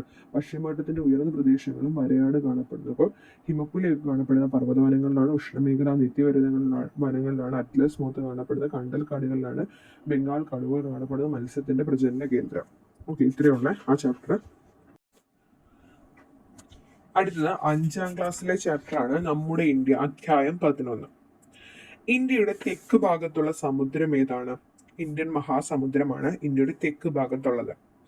ഇന്ത്യൻ മഹാസമുദ്രത്തിന്റെ കിഴക്കു ഭാഗം എന്താണ്? ബംഗാൾ ഉൾക്കടലാണ്. പടിഞ്ഞാറ് ഭാഗം എന്താണ്? അറബിക്കടലാണ്. ഇന്ത്യയുടെ അയൽ രാജ്യങ്ങൾ ഏതൊക്കെയാണ്? ഇന്ത്യയുടെ അയൽ രാജ്യങ്ങൾ? പാകിസ്ഥാൻ, അഫ്ഗാനിസ്ഥാൻ, ചൈന, നേപ്പാൾ, ഭൂട്ടാൻ, മ്യാൻമാർ, ബംഗ്ലാദേശ്, മാലിദ്വീപ്, ശ്രീലങ്ക. എന്നാൽ ഭരണ സൗകര്യത്തിനായി ഇന്ത്യ 28 സംസ്ഥാനങ്ങളായി വിഭജിച്ചിരിക്കുന്നു. ഓരോ സംസ്ഥാനത്തിന്റെയും ഭരണ കേന്ദ്രങ്ങളെയാണ് നമ്മൾ തലസ്ഥാനം. ഓരോ സംസ്ഥാനത്തിനും ഓരോ ഭരണ കേന്ദ്രങ്ങളുണ്ട്. ഓക്കെ, അതിനാണ് നമ്മൾ തലസ്ഥാനം എന്ന് അറിയപ്പെടുന്നത്. കേരളത്തിന്റെ തലസ്ഥാനം ഏതാണെന്ന് അറിയാമല്ലോ. ഓക്കെ, ഇന്ത്യയിൽ അവസാനം രൂപം കൊണ്ട സംസ്ഥാനം ഏതാണ്? തെലങ്കാനയാണ് കേട്ടോ. അവസാനം രൂപം കൊണ്ട സംസ്ഥാനം ഏതാണ്? തെലങ്കാന. 2014 ജൂൺ 2-നാണ് തെലങ്കാന രൂപം കൊള്ളുന്നത്. 2014 ജൂൺ 2-ന്. രാജ്യത്തിന്റെ മൊത്തമായ ഭരണം കൈകാര്യം ചെയ്യുന്ന ദേശീയ തലസ്ഥാനമാണ് ഡൽഹി. സംസ്ഥാനങ്ങളെ കൂടാതെ പുതുച്ചേരി, ദാമൻ ആൻഡ് ദിയു, ദാദ്ര നാഗർ ഹവേലി, ചണ്ഡീഗഡ്, ലക്ഷദ്വീപ്, ആൻഡമാൻ നിക്കോബാർ, ലഡാക്ക്, കാശ്മീർ എന്നീ 7 കേന്ദ്രഭരണ പ്രദേശങ്ങൾ കൂടിയാണ്. ഏതൊക്കെയാണ്? പുതുച്ചേരി, ദാദർ നാഗർ ഹവേലി, ചണ്ഡീഗഡ്, ലക്ഷദ്വീപ്, ആൻഡമാൻ നിക്കോബാർ, ലഡാക്ക്, കാശ്മീർ എന്നിങ്ങനെ 7 കേന്ദ്രഭരണ പ്രദേശങ്ങളാണുള്ളത്. ഇന്ത്യൻ ഭൂപ്രകൃതി നമുക്ക് എത്രയായി തരംതിരിക്കാം? 5ആയി. ഇത് എല്ലാത്തിനകത്തും നമ്മൾ പറഞ്ഞായിരുന്നു 5ആയിട്ടാണ് തരംതിരിക്കുന്നത്. 5 ഓർത്തേക്കണേ. ഉത്തരവർദ്ധ മേഖല, ഉത്തരമഹാസമുദ്രം, പീഠഭൂമി, ദ്വീപുകൾ, തീരസമതലങ്ങൾ. ലോകത്തിലെ തന്നെ ഉയരമേറിയ പർവ്വതനിര എന്ന് പറയുന്നത് ഹിമാലയത്തിന്റെ ഒരു ഭാഗം ഇന്ത്യയിലാണ്. ലോകത്തിന്റെ തന്നെ ഉയരമേറിയ പർവ്വതനിരയായ ഹിമാലയമാണ്. ഹിമാലയത്തിന്റെ ഒരു ഭാഗം എവിടെയാണ്? ഇന്ത്യയിലാണ്. ആരവല്ലി, പശ്ചിമഘട്ടം, പൂർവ്വഘട്ടം, വിന്ധ്യ നിരകൾ, സത്പുര നിരകൾ എന്നിവയാണ് ഇന്ത്യയിലെ മറ്റ് പ്രധാന പർവ്വതങ്ങൾ. അതിവിശാലമായത് നിരപ്പായതുമായിട്ടുള്ള ഭൂപ്രദേശമാണ് സമതലം. ഹിമാലയ പർവ്വതനിരകൾക്ക് തെക്ക് ഭാഗത്ത് സ്ഥിതി ചെയ്യുന്ന വിശാലമായ സമതലമാണ് സിന്ധു ഗംഗ ബ്രഹ്മപുത്ര സമതലം. ഹിമാലയ നദികൾ ഒഴുക്കിക്കൊണ്ടുവരുന്ന എക്കൽ നിക്ഷേപിച്ചാണ് സിന്ധു ഗംഗ ബ്രഹ്മപുത്ര സമതലം രൂപപ്പെട്ടത്. സിന്ധു ഗംഗ ബ്രഹ്മപുത്ര സമതലത്തെ ഇന്ത്യയുടെ ഭക്ഷ്യകലവറ എന്ന് വിളിക്കുന്നു. ഇന്ത്യയുടെ ധാതുകലവറ ഏതാണ്? പീഠഭൂമിയാണ് അല്ലേ. ഇന്ത്യയുടെ വടക്ക് പടിഞ്ഞാറ് സ്ഥിതി ചെയ്യുന്ന രാജസ്ഥാൻ സംസ്ഥാനത്തിന്റെ കൂടുതൽ ഭാഗവും മരുഭൂമിയാണ്. ഇന്ത്യയിലെ ഏറ്റവും വലിയ മരുഭൂമി താർ മരുഭൂമി രാജസ്ഥാനിലാണ്. ചുറ്റുമുള്ള പ്രദേശങ്ങളെ അപേക്ഷിച്ച് ഉയർന്നതും മുകൾ ഭാഗം ഏറെക്കുറെ നിരപ്പായതുമായിട്ടുള്ള ഭൂപ്രദേശമാണ് പീഠഭൂമി. ഇന്ത്യയിലെ ഏറ്റവും വലിയ പീഠഭൂമിയാണ് ഡെക്കാൻ പീഠഭൂമി. മാൽവ പീഠഭൂമി, ഛോട്ടാ നാഗ്പൂർ പീഠഭൂമി എന്നിവ ഇന്ത്യയിലെ മറ്റ് പീഠഭൂമികളാണ്. സമുദ്രത്തോട് ചേർന്ന് സ്ഥിതി ചെയ്യുന്ന നിരപ്പായ ഭൂപ്രദേശമാണ് തീരസമതലം. ഇന്ത്യയിലെ തീരപ്രദേശമുള്ള സംസ്ഥാനങ്ങളുടെ എണ്ണം 9.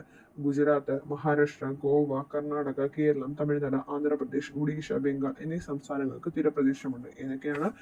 നമുക്കറിയാം, തമിഴ്നാടിനുണ്ട്, കേരളത്തിനുണ്ട്, ഗുജറാത്തിനുണ്ട്, പിന്നെ ഇതിനുണ്ട് ഗോവയ്ക്കുണ്ട്, ആന്ധ്രാപ്രദേശിനുണ്ട്, കർണാടകത്തിനുണ്ട്, പിന്നെ ഒഡീഷ, ബംഗാൾ ഇങ്ങനെ 9 സംസ്ഥാനങ്ങൾക്ക് കടൽ തീരമുണ്ട്. സമുദ്രത്തിൽ ചുറ്റപ്പെട്ട കരഭാഗങ്ങളാണ് ദ്വീപുകൾ എന്ന് പറയുന്നത്. സമുദ്രത്തിൽ ചുറ്റപ്പെട്ട കരഭാഗങ്ങൾ ഏതു പേരിലാണ് അറിയപ്പെടുന്നത്? ദ്വീപുകൾ. ഇന്ത്യയിലെ ദ്വീപ സമൂഹങ്ങളാണ് അറബിക്കടലിലെ ലക്ഷദ്വീപും ബംഗാൾ ഉൾക്കടലിലെ ആൻഡമാൻ നിക്കോബാർ ദ്വീപവും. നദികൾ. ഹിമാലയ പർവ്വത നിരകളിൽ നിന്ന് ഉത്ഭവിക്കുന്ന നദികൾ ഏതൊക്കെയാണ്? സിന്ധു, ഗംഗ, ബ്രഹ്മപുത്ര. ഉപദ്വീപിലെ ഉയർന്ന പ്രദേശങ്ങളിൽ നിന്ന് ഉത്ഭവിക്കുന്ന നദികളാണ് നർമ്മദ, താപ്തി, മഹാനദി, ഗോദാവരി, കൃഷ്ണ, കാവേരി. ഇന്ത്യയിൽ മഴക്കാലം, ശൈത്യകാലം, വേനൽക്കാലം എന്നിങ്ങനെയുള്ള ഋതുക്കളാണ് അനുഭവപ്പെടുന്നത്. ജൂൺ മുതൽ സെപ്റ്റംബർ വരെയും ഒക്ടോബർ മുതൽ നവംബർ വരെയുള്ള 2 മഴക്കാലങ്ങളാണ് ഇന്ത്യയിലുള്ളത്. ഏറ്റവും അധികം മഴ ലഭിക്കുന്ന പ്രദേശമാണ് മേഘാലയയിലെ ചിറാപുഞ്ചി ആയിരുന്നു. നേരത്തെ ഇപ്പോൾ മേഘാലയയിലെ മൗസൻഡ്രാമാണ്. ഡിസംബർ മുതൽ ഫെബ്രുവരി വരെയുള്ള മാസങ്ങളിലാണ് ഇന്ത്യയിൽ ശൈത്യകാലം അനുഭവപ്പെടുന്നത്. മാർച്ച്, ഏപ്രിൽ, മെയ് മാസങ്ങളിൽ ഇന്ത്യയിൽ ഉഷ്ണകാലം അനുഭവപ്പെടുന്നു. ഇനി കുറച്ച് ആഘോഷങ്ങൾ നോക്കാം. ബിഹു എന്ന് പറയുന്നത് ഇവിടുത്തെ ആഘോഷമാണ്. ആസാമിലെയാണ്. പൊങ്കൽ എവിടുത്തെയാണ്? തമിഴ്നാട്ടിലെയാണ്. ഉത്തരേന്ത്യയിലെ എന്താണ്? ഹോളിയാണ്. ഉത്തരേന്ത്യയിലെ ഹോളി, തമിഴ്നാട്ടിലെ പൊങ്കൽ, ആസാമിലെ ബിഹു. ഇന്ത്യൻ ഭൂമിശാസ്ത്രവുമായിട്ട് ബന്ധപ്പെട്ടുള്ള SCERT ചാപ്റ്ററാണ് നമ്മളിപ്പം പഠിച്ചത്. ഓക്കെ, എല്ലാവരും ഈ ചാപ്റ്റർ നല്ല വൃത്തിക്ക് പഠിക്കുക. കാരണം സ്റ്റേജ് 2 പ്രിലിംസിനും ഇതിനകത്തുനിന്ന് ചോദ്യം ഉണ്ടായിരുന്നു.